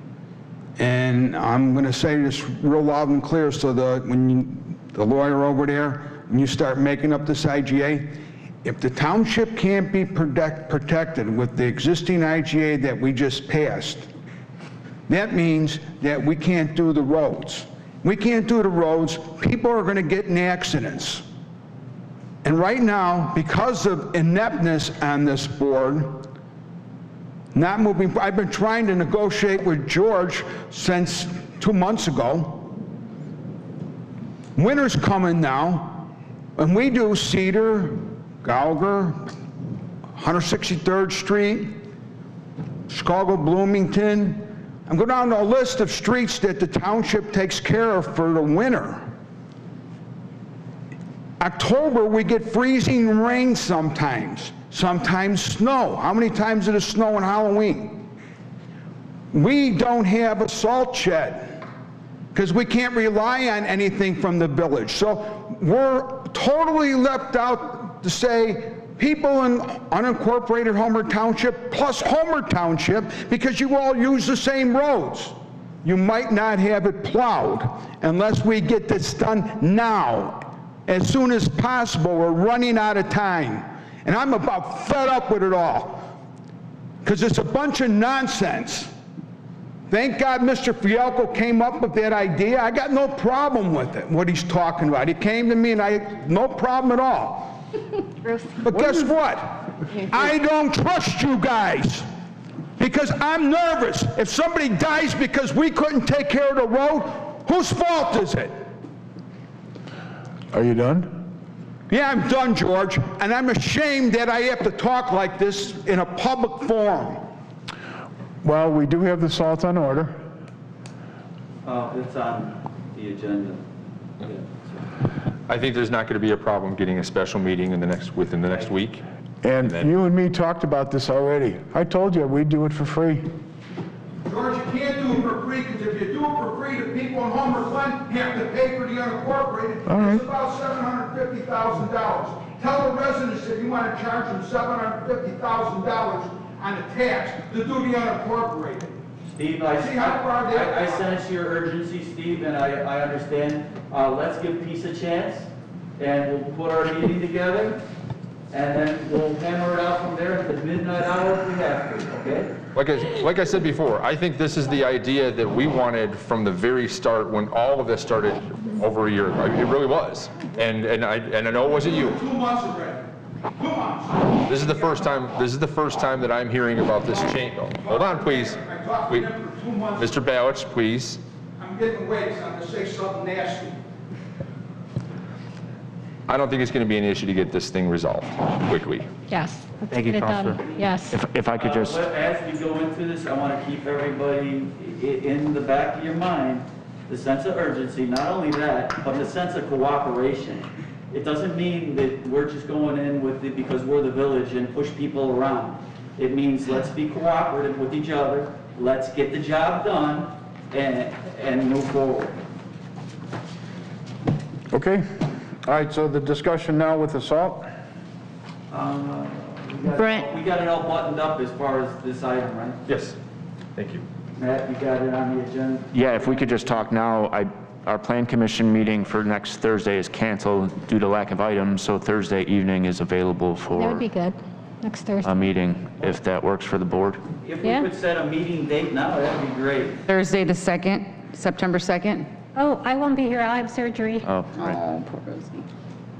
We'll zoom in. Rosie. Yeah, I could zoom, There you go. The second isn't good anyway. Yeah, I could zoom. Zoom Is there something on next Wednesday? Well, we have A&F and Public Servant Safety. We haven't posted any agendas. Obviously, this is a priority. We could,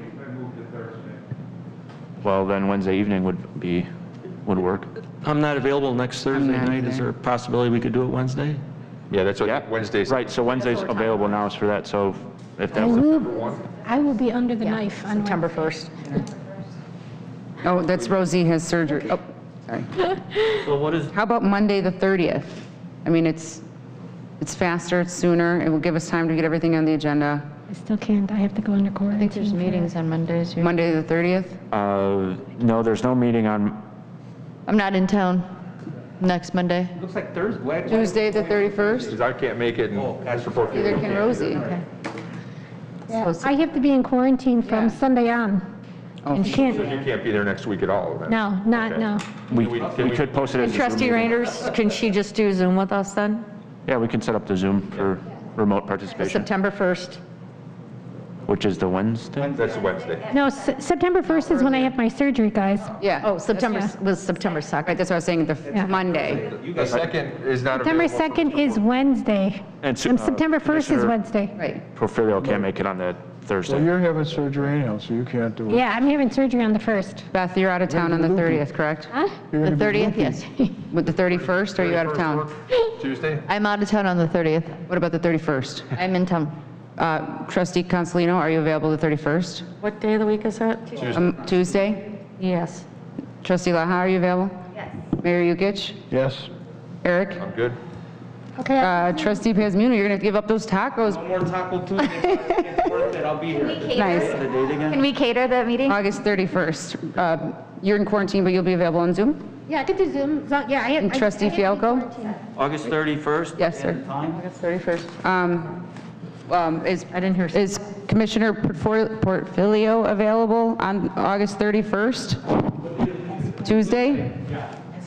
And then Mr. Balich had left, but we'll just assume he's available? Oh, and he's awake. Steve, are you available on the 31st? Oh, he's right there. I thought he left. What time are we?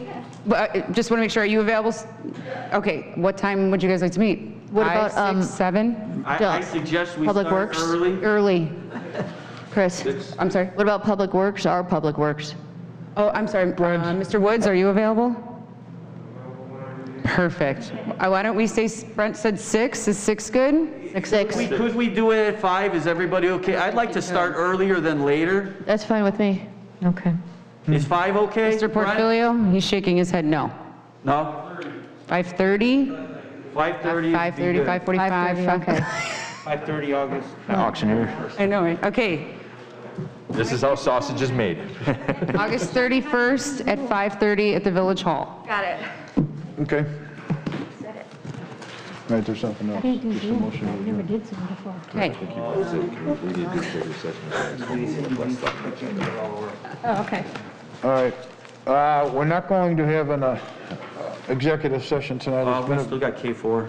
Yeah, I can, well, we already talked about the salt. well, I could provide an update if that. Yes, that's what we're looking for, is an update on the salt. Thank you, Matt.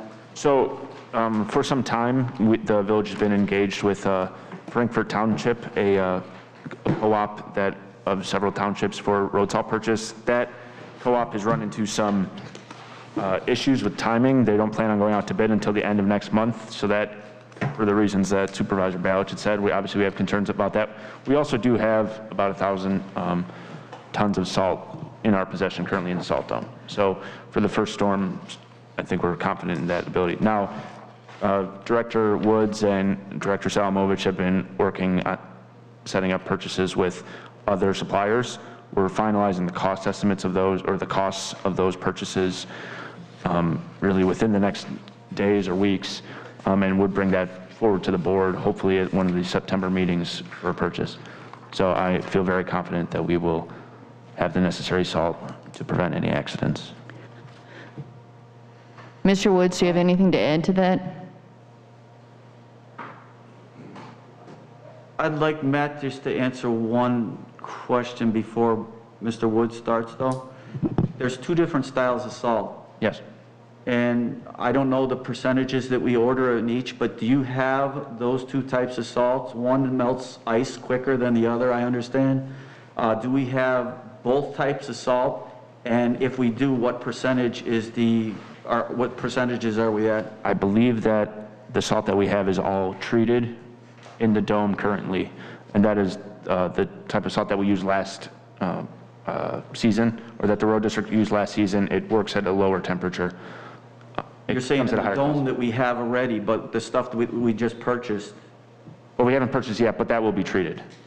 that's true. So it's all treated salt. Yes, last year, the road district used all treated salt and cut about 15 to 20% of the salt that was used on the roads. Thank you. So that salt that we purchased that we don't have yet, that's guaranteed, ready to go, lock and loaded, right? Not quite, but yes, we have that soon. We are just waiting for the costs to be finalized from the provider. I would put a sense of urgency to that. Absolutely, it's definitely a... Yeah, I mean, I'm still waiting to hear from Mr. Woods. I'm sure you've looked into this. I did look into it. My third day here, I placed a call to Frankfurt Township to see where we were at on the salt.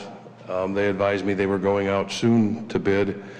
I ordered with them, I verified our order of 3,500 tons, which would account for 1,000 tons for the township as well. And we anticipated storing the township's salt and our salt in the same dome. There should be not a problem with that because you're not getting all 3,500 at one time. It's coming in separate shipments. So the following week, I wanted to follow up with Frankfurt. I called them again, and they advised me they weren't going out to bid until the end of next month. That puts it a little close for me, so I started reaching out to my contacts from my former employers, worked through the former county commissioner's office as well, and I did secure us a guaranteed spot if we want it on the Cook County contract for salt, which would be with Morton Salt, and they will guarantee us, if none of these others come through, we'll have a contract to present to the board for salt with Morton for treated or untreated, whatever the board desires. And we can provide those options when we have those prices. And Morton Salt contacted me today telling me they would have their revised prices for this year under that contract within 2 weeks. So we could discuss it at September 8th?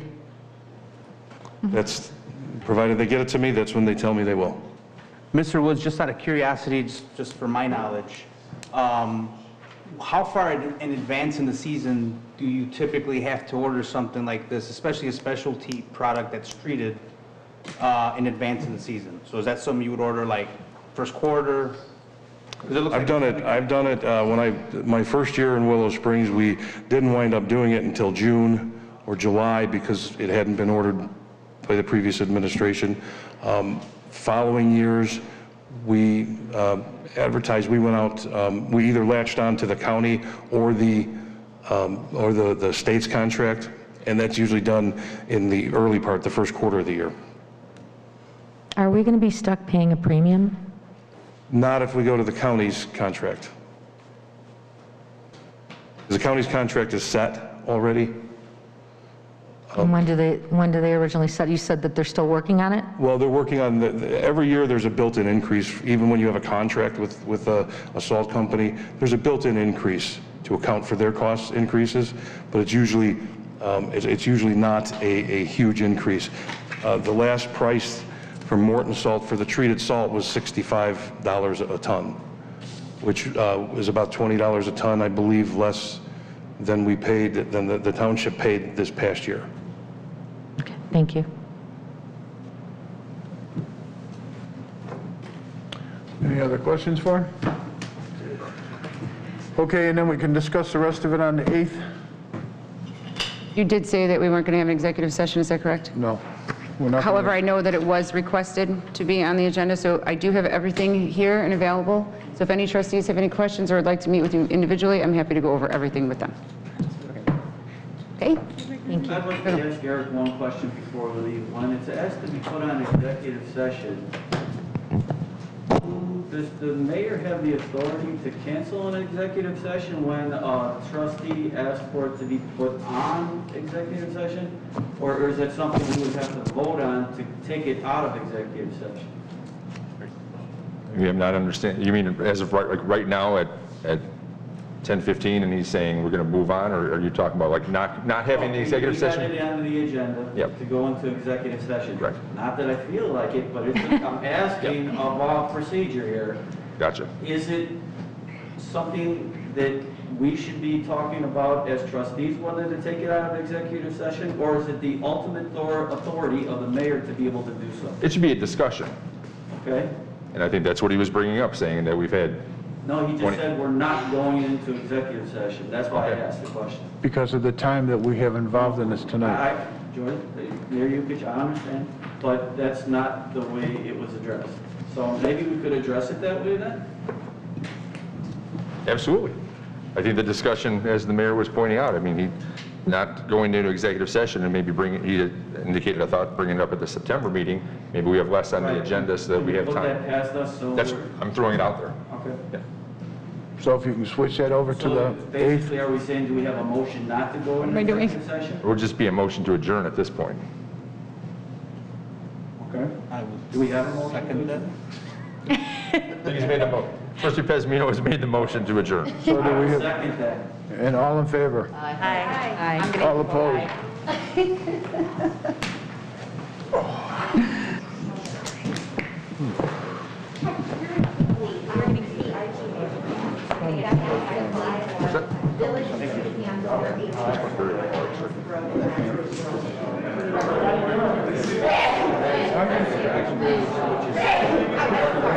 Goodbye.